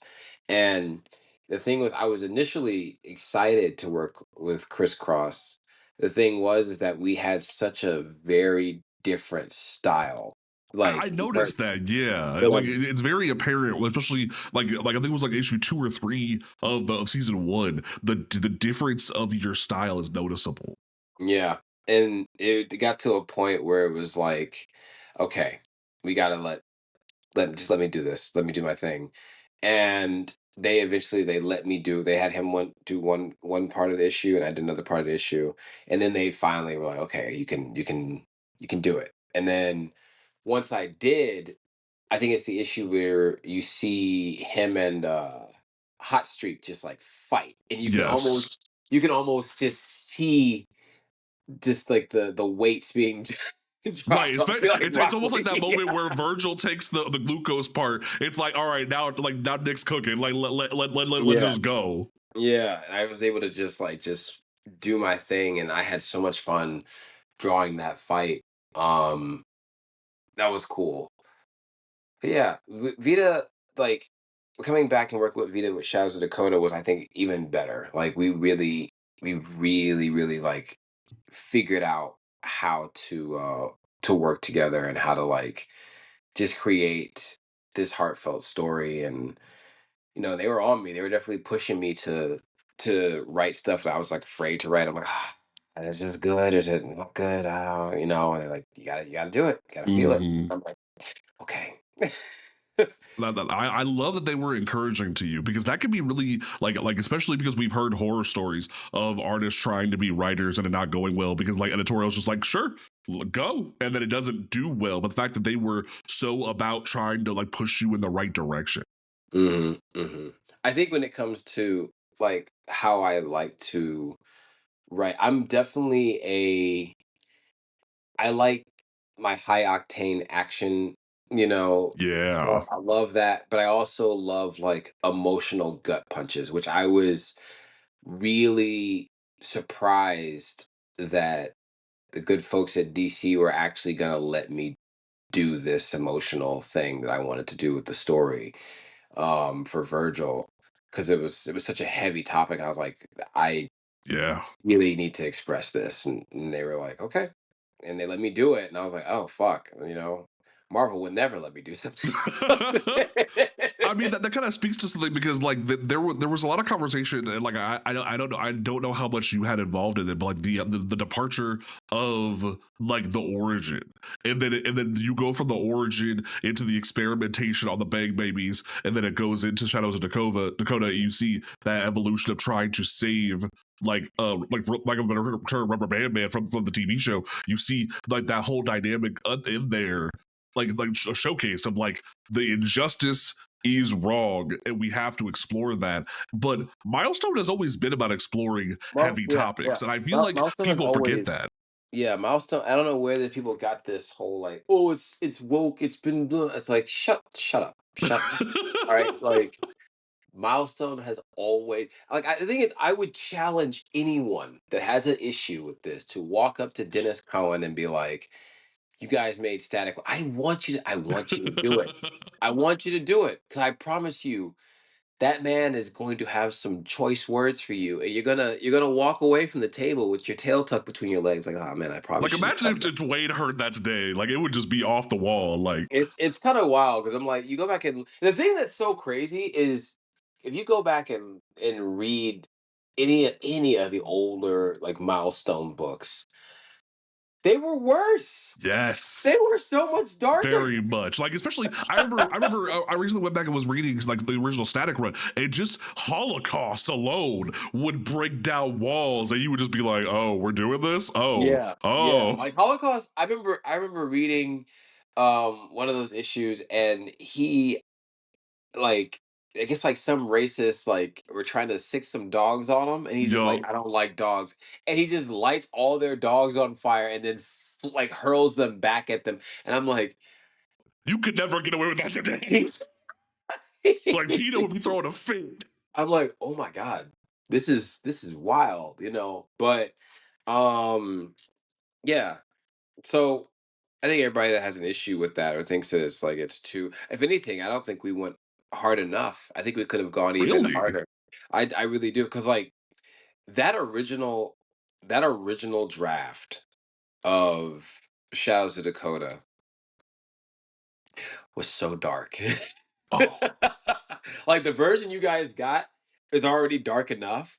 The original version of that was like even dark. I say we got about maybe 75% of what we wanted to do with it. But that original story was like, whew. I remember I pitched it to Dennis. I was like, yeah, so I basically want to write The Wire but with superpowers. And it was like okay, but I had pitched it, and I think even because of like how they released the issues, because I wrote it to be like 12 issues, and they were like, okay, well, no, it's got to be like 8 issues. And then we're like, okay, fine. And then they were like, oh, actually, we're going to try to make it 6 issues. And Vita and I were like, Vita was just like not having it. Like, you can't tell this story in six Yeah, issues. no, there's no way. And then they were like, okay, well, you guys got to like rush through issues 2 through 4. If you can get like a bunch of these other issues done in this amount of time, then we will consider giving you a seventh issue. So that's why like some of the art just kind of just falters in some issues, because it was like I was not willing to sacrifice this story. I was like, you know what, art be damned, I'm getting this story out one way or Most the other. definitely. So because it meant that much to me. So that's how we ended up getting with 7 issues. But there is a lot of stuff in there that we had to like kind of write around, or we were able to kind of like finagle it into the psychic fight between Ebon and Static. But like there was so much I wanted to explore with, like, who was Ebon's, father? What was that dynamic like? And Right. that was something that I really wanted to talk about, because I was kind of doing the anime thing where, a lot of the morals that his father had, that he had, tried to instill into um Rubber Bandman and into Ebon, Virgil had a lot of those. And it was just kind of one of those things, the Naruto thing where it's just like, oh damn, this person reminds me so much of, blah blah blah. Right. But there was a lot more to it than that. And I really wanted to have the commentary on, the gang culture, because it's like, well, if the timeline has been adjusted, okay, so by the gang stuff we can still talk about that, but it would be a different scenario. It'd be Ebon's, origins, and like see like what kind of upbringing he had, and what did his dad see. And I wanted his dad to be someone who was kind of like a guidance counselor at the school, who just realized that these are not bad kids, Yeah. and I really wanted to just take a chapter of just that. You know what I mean? Of Yeah. just who who is who is Ebon at his core? How was he raised? What is his mom like? What is his family dynamic like? So that way we can really see, oh damn, this is what happened to him. Because from in the original draft, it was kind of like the stuff that he instilled in them, Rubber Band Man took more so of like Right. his dad was kind of like, helping these kids, telling them they're not bad kids or some bad situations, telling them, always be good to people, always help people out, blah blah blah blah. Something happens, some altercation happens in at the school, police show up, dad gets caught in the crossfire, dies. Hmm. Um, and with that, Ebon like internalizes that, and just thinks that every time you try to be a hero, you try to do what's right, this is what happens to you. So he just kind of has this like, don't try to be a hero. Like that's why Hmm. that's the reason that he mocks Virgil when he says hero. He's mocking him, because it's just Hmm. like in his story, Rubber Band Man also tried to do the hero thing and got captured and tortured. So by the Yeah. time he sees Static, he's like, "What the fuck?" So there was a deeper meaning to Ebon saying hero than just him saying it to be snarky. It was just Right, kind of and you like, add a different dynamic to what the original like version of Emon for the TV show. Like he would say hero, but it was just to be snarky. But like you're adding a different layer to it here. yeah, yeah. And like So, it's insane because I've always loved that dynamic of the brothers from the original show, and then you mhm, brought them into here because my brother and I are very much like that, where we grew up separately, but there's still good in both of us. Like my brother didn't have it as easy as I did, but there's still, and like we see the world a little bit differently. But when push comes to shove, we're there for each other. So mhm. I love that dynamic, and you're not afraid to show that with Shadows of Dakota. Thanks. Oh yeah, for sure. And it just like going from there, this thing right here, this thing.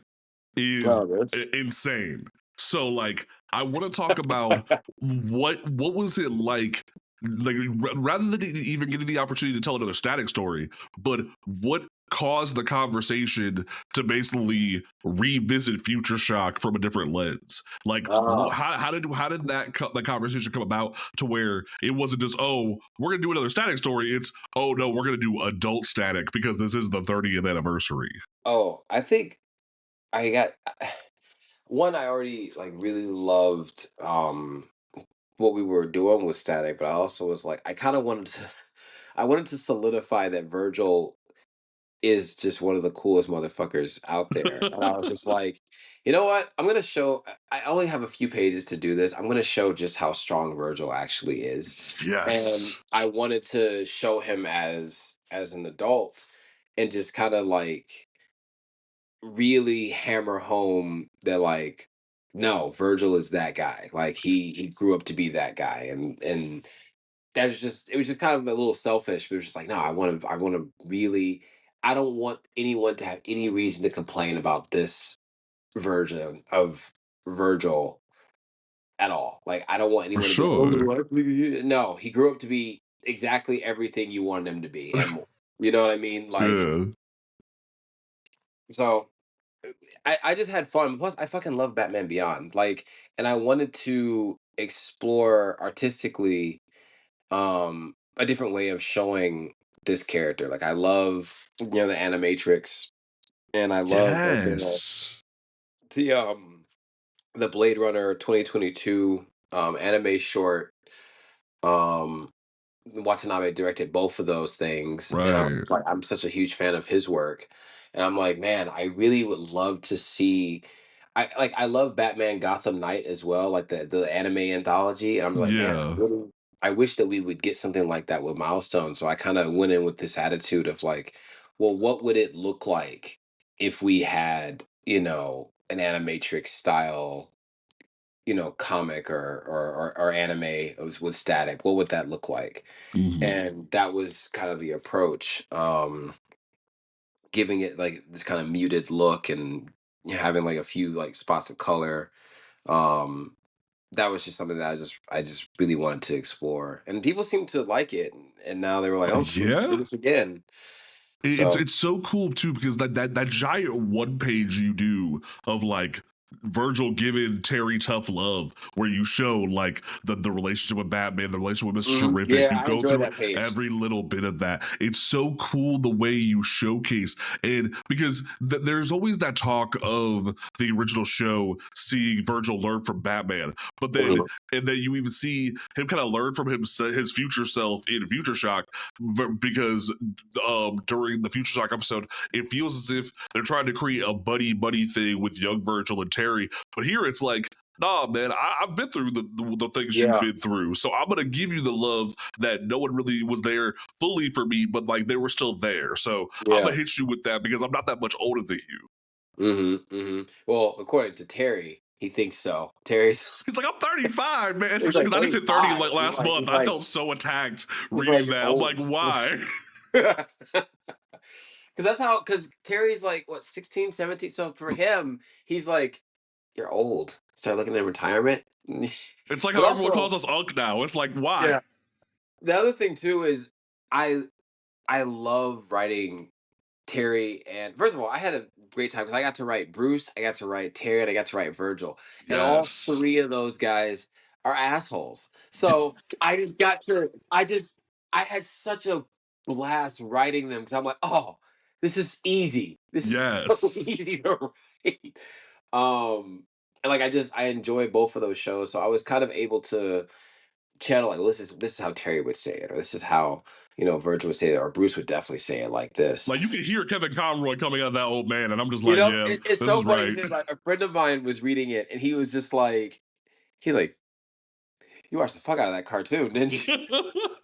And it's even funny because like Evan got me the opportunity to read the first issue of the new book, and I'm like, I just hear Will Friedle here. Like that's all I hear as Terry's talking mess. Even when he's half asleep, I just hear Will on the page, and it's just so well executed the way you guys go about that together, and especially in the anniversary issue, you could even like picture Bruce almost have just dropped into your style perfectly in that.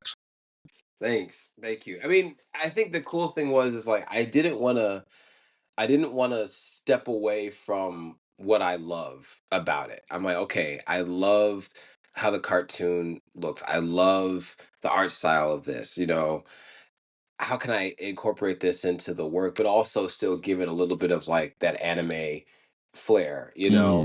Um, so it's just, I think it has like a strange, like, the only way I could describe it is like I basically tried to apply Big O like Okay. logic to it. You know what I mean? Because Yeah, if you ever look at Big O, it's like this just looks like Batman, but anime. And I'm like, okay, for well, sure. how do I apply this to Batman Beyond? And it's just a bunch. There's too many things in my brain, and it just kind of came out on the page. Most Um, definitely. And like I want to like what made or like what was the conversation like, because you were able to do like this sort of like blend of you and Vita's Static Run, but then put it in the Batman Beyond Neo era. But mhm. then it was like, okay, now we're gonna let you do a whole book about it. What was that Yeah. conversation like? And what made you, instead of tackling it all yourself, what made you go to Evan? Because Evan straight was like, oh no, like Nick just reached out to me. It was like, what made you like go about it saying, I want a partner and not just do it myself? Oh, because that static, like Shadows of Dakota, almost killed me. So I'm like, because I was doing a lot, but I knew that Evan was based off like it's a nonsense. I knew that he was just a true fan of this stuff, and I was like, well, I think he should have like another shot at this. And Yeah. I just knew that he was well versed in these characters. And I was just like, you know what? I think he's the guy that could do it. Like I'll do the story, and I had like the story of what I wanted to say. And I just kind of like just had to get out of the way and just like let him do what he's gonna do. And now we got it's coming out now. We got 2 issues that I Yeah. drew. I'm doing the covers for like the rest of them, and I think ultimately I just hope this book does well so Static can live on and we can finally like get some more Static, content. I've had the Herculean task of trying to keep this character alive. Right, and like that kind of goes to what I would like the big question that I posed to like Evan at the end of the interview on Thursday, and I wanted to like pose to you what like but I want to add another like dimension to it because you've obviously had more conversations with them. You've been able to talk about this stuff. What is the thing that you could say, or the things that you could say to give Black readers hope? Because there's the capitalistic structure of like, yeah, Mhm. Batman's always going to be on a shelf because it's Batman. Like we're gonna pre-order tons of shelf copies, so someone's gonna get their sales done for a Batman book or a Superman book. But even with things like I interviewed Al Letson for Mr. Terrific Year One a few months ago, and that was very much like, oh no, like this is straight up like pre-orders are do or die. What can you say to encourage folks about that relationship with it, where like pre-orders mean everything, and if you want to see a Black hero on a page, you have to like drop that, because we live in a marginalized society. Like we deal with the issues of things costing $4 to $5 now. So like the idea of sometimes it means picking up like pre-ordering a single issue or eating sometimes. But like, what can you say to encourage people when it comes to this kind of idea? Oh, ooh, that's a good question because it's like you can put your heart and soul into something, and you can try to get people to want to read it and want to check it out and look into this. It surprises me how much people still don't know that there is a Static um like reboot that they Yes. haven't. And I think I'm gonna be honest with you, I think it's because it's not marketed well. I Yeah. think honestly they don't shove it in people's faces like they shove everything else, and I'm like, I think like the fact that the Batman Static Beyond comes out like the 12th, and you Mhm. don't really see that many advertisements for it. You don't really see too much like on the DC page. You don't see really much buzz about it, and it's like, well, why is that? And then people don't know about it, so they can't support it. If people Mhm. knew about it, if it was marketed well, if it was shown in front of people's faces, you know, it could get the word of mouth out there. But usually, you know, like the other milestone books, the writers or the artists, they have to be the ones doing the marketing. They're like, hey, this is Uh, when FOC ends, this the thing of that nature. Like I Yeah. remember watching Reginald and you and like Vita, y'all were like, please. But I because the entire reason this started was because I was mad. Like I saw your announcement and I was very much like, I'm gonna like bite at people and make them pre-order this. So Mhm. like it started with the conversation of black folks don't care about Static because all you care about is the TV show. But then it was Yeah. but then it's also multifaceted because not only is it you only want to see a TV or a movie, stuff costs a lot, or it's marketed poorly. hmm hmm And it's like it could definitely be marketed like better, but it's like you have people that only know the cartoon, and Mm-hmm. they haven't gone back and looked at those older comics, and you have people that will die on the hill that the character is called Static Shock and not Oh my Static, god. and you're just like, oh, it's Static, it's Shock, is whatever. Right, And and you like just have to, even my original video, I said like straight up, black folks don't care about Static Shock because I knew it would pick up the casuals. I knew it would pick people up, and then I had to go in and be like, no, this is what I meant. You like listen because there was even the people in the comments were like, his name's Static. Don't you think I know that? Do you see this on my wall? This is an original comic shop launch of the '93 series. Like I know what I'm talking about. yeah, yeah, no, I get it. Like, I hope that it does take off. I just kind of hate that we're in the era where there has to be a show and there has to be a movie. There has to be something really, you know, significant outside of a comic book for people to give a shit. I kind of there's not even we don't even have like, action figures. I have given Static so many goddamn costumes Yes, in you the have. 2 years. I'm like, the fact that there is not even one toy. There was the season one. Then at the end of the season one, Sharon cleans up the suit. Like then you got the like two new suits of the new series, and it's just like Yeah. you could go with it for a You could while. easily just start making something like some kind of figures, and you know, there's nothing. There's no like they put like maybe some T-shirts on the website. I think they did, yeah. Yeah, like just that, but it's like we don't have a hat with like at least like the symbol. Like, there's nothing that says like, yeah, we're gonna fully like support this. Now there could be a whole bunch of legal reasons as to why or It why could, not, yeah, but pay those people their money. Just pay most the people the definitely. money. Just pay the people the money and just get the stuff made.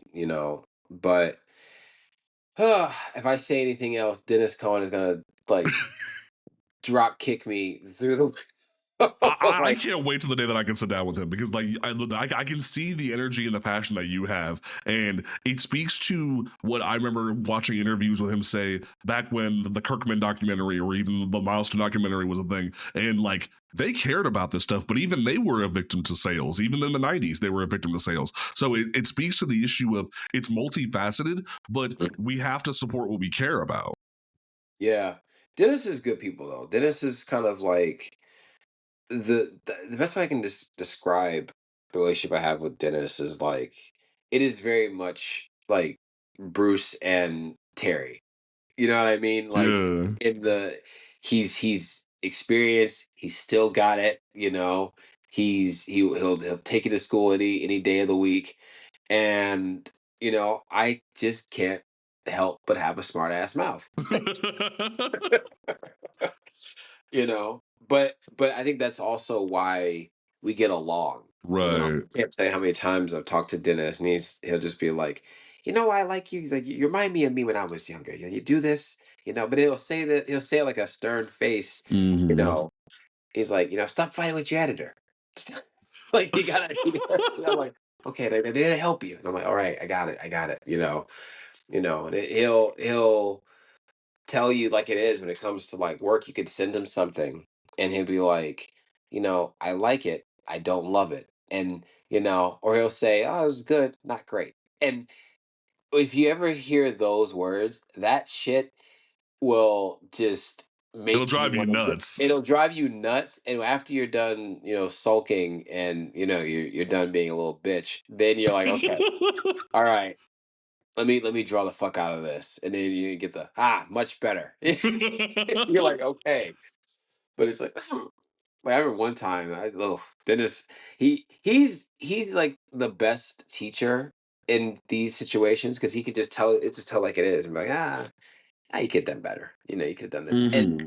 it could have been just that. It might not even be like a negative like critique of your work, but I will internalize that shit and be like, Well, especially because like I could even say like I talked about it with Evan, the idea that like Dennis has been through the ringer. Like yeah, he talked about it in the Robert Kirkman documentary about how he approached Marvel when he was starting out, and they were like, "Well, we already have a Negro writer here or a Negro artist here," and it's like, can we have more? And it's yeah, so he's been through the ringer, he's had those experiences, so he's doing it out of love. He's not doing it to be like an asshole. It's of just course, he wants you to learn from that. of course. I affectionately, I've said this in other interviews. I call Dennis, like, he is like my burning bush. You know what I mean? Like, I can talk to him and he is going to just give me the most stern, real talking to. And it's just like, "Ooh." And then after it's done, he'll come in and like comfort you and be like, but you got it. You go out there, you can do this, blah, blah, blah. After he's like, you know, just hits you with like this The immense, realness that you need. yeah, hit you, who made man's mouth? You're like, I'm so sorry. Like you can just hear it straight.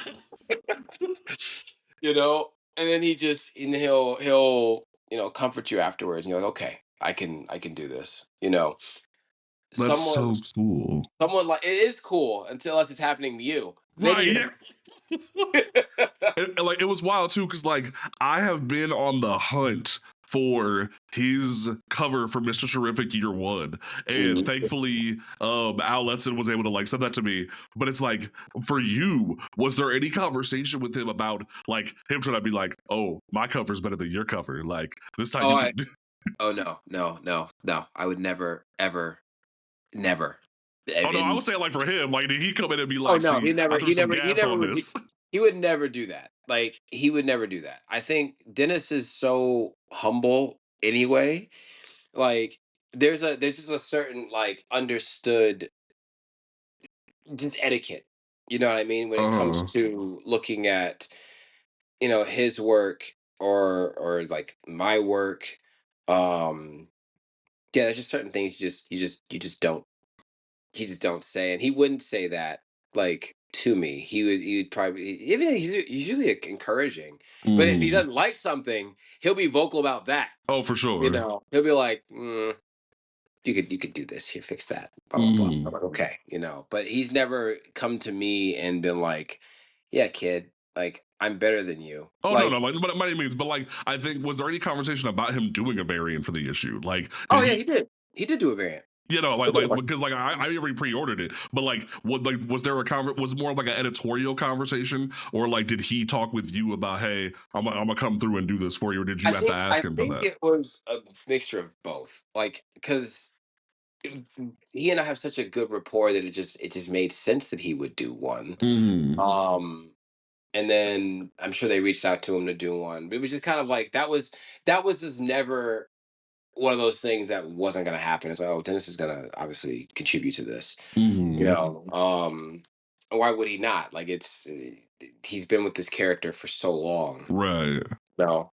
It makes perfect sense. And like, I love that. I was even talking with Evan about it, the idea that y'all are sticking true to the ideals of Milestone with this book. Like, to harken back to the other conversation about like staying political, y'all made sure like these newer characters are addressing the concerns of the digital age. Like, even the moment when dudes like, hey, yo, why are you have posters? Why don't you just blast it out? Like, there's intent there. You guys are writing and creating with intent here.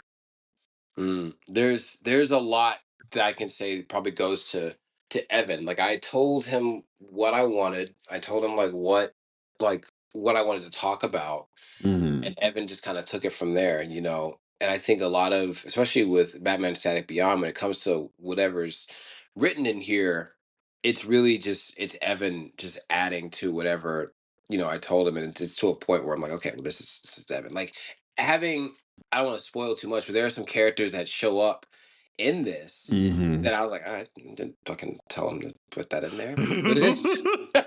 You're like, why did I think of that? What's going on here? But then there are some characters that might show up in this. That if they do show up in this, you can definitely be like, Nick definitely told him to put him in there. Put this in there. But whose idea was it to put Icon in there though? Like, because the preview's already out. Like, who was that? You or Evan? Okay, that's Evan. Because we talked about that a little bit. I didn't ask whose idea it was, but the idea of making sure that like Icon would definitely be here for the future of things. Evan for sure. Evan was definitely the person that wanted to kind of take it to like a even more intergalactic, like bigger scale, story. I definitely wanted it to be something that was like more grounded, Right. But he was like, we could probably push it, and he did. I'm like, okay. So I think now, whatever they end up doing with it, like it'll have that kind of Gotham by Gaslight, but in the future, in the Batman Beyond. That's essentially what I wanted to do with this. Just like what happens when all this technology is stripped away. Like what do we do? So it's going to be really exciting to see what Evan has come up with, and how the next artist comes in and how they handle it. And then, I got to make sure that my covers are really fucking good. I mean, you definitely like kill it every time. So I'm excited to see what you cook up for this, especially with like the new villain. Like that cover for issue 2. Shutdown. Yeah. Shutdown's really cool. Like I really like his character, and not just because, there's equity in making a character for DC, but because this is a character that I'm like, well, why don't we have someone like this? Like, I think because is he wrong? Is he wrong? I love villains that, well, if you that want make you think. Yeah, it's like, is this kid really? Is he wrong about his stance on things? Have we gotten so consumed with this that it's like, okay, we don't even connect with one another anymore? It's like, I'm gonna literally shut this shit down and force us to connect with each other. But of course, the hubris of that is like, you do realize that you're gonna end up hurting more people. But that's a villain. That's why right. And it raises an interesting question because, like, with the original Batman Beyond, it was either like rich villains or classic villains half the time. Like, it was always that kind of dynamic. Like, essentially, like a kid. Yeah. I mean, it's not, it's like essentially someone who's young, but who's kind of a hipster in the weird way of like he wants he likes things to be more analog, and he's kind of like a Mintech. I want to say like when I had written him in there, I don't know if they're gonna go through with this, but it's like his thing is that he's just so smart. Like even without technology, without AI, without any type of, he's just naturally just like a fucking genius. Right. But the thing is, people kind of clown him for it because it's just it's like, why are you working so hard? They just use AI. Just use this. Just use. And it's like, no. I even heard that at my day job the other day. With like my district manager was like, "Why don't you just use AI for this?" It's like, because I wanted to be like idiot proof. I wanted to make sure that it was written well to make sure that like AI didn't leave something out. I want to make sure there's a human element to things. So it kind of speaks to what like Shutdown is about to a certain extent, but he's misguided in how he goes about it. Yeah. Yeah, and it's like it speaks to just the frustration and the tension that we're all feeling right now. Whether you're an artist, a writer, an actor, there's so many things where AI is just like all over the place. Now, granted, Yeah. we can all laugh and look at like these really fucking well done, like shaky cam found footage AI videos that are like really. Some of them are admittedly very funny. Like there's some of them just like, oh my god, I can't believe that's AI. Yeah. But that's also really concerning That we that can get to that we level. can't believe. It's like, oh wait a minute, damn. Okay, that's not real. Mm. There was one I saw that I didn't even see the Sora. It was so well hidden. It was like this old lady. It's like the old white lady who was like doing a rap battle, What? but it was so good. But it was like, wait a minute, this is AI. Oh no. I think the one that got me was like there was a bigger dude dropping off DoorDash and he fell through the porch and I was like, Is that real? It messed with you because they try to like hide the Sora a little bit and it messes Yeah, with you a little bit. yeah, and that's dangerous. That Yes. we're at this point now where I'm like, oh, because if you give it 5 years, do you understand? Like in Yeah. 5 years, maybe less, it's gonna be really hard if they Most don't stop definitely. it. It's gonna be like damn near impossible to distinguish what's real and what isn't, and that is concerning. Like to me, like it really is. And then not only that, let's take AI out of it. Like just social media, we don't connect with each other. We judge everything off of like algorithms, off of like how many likes this person has and many followers they have. We Mhm. we don't we don't converse with one another. Like I live, here, like in New York, and you just can't help but observe people. You just can't help Mhm. but like people watch and just see everyone's body language, and it's crazy because like the mayoral election just happened, and Yes. it's just like the only time I think I've ever seen people like connect and nod to each other and smile and actually like interact.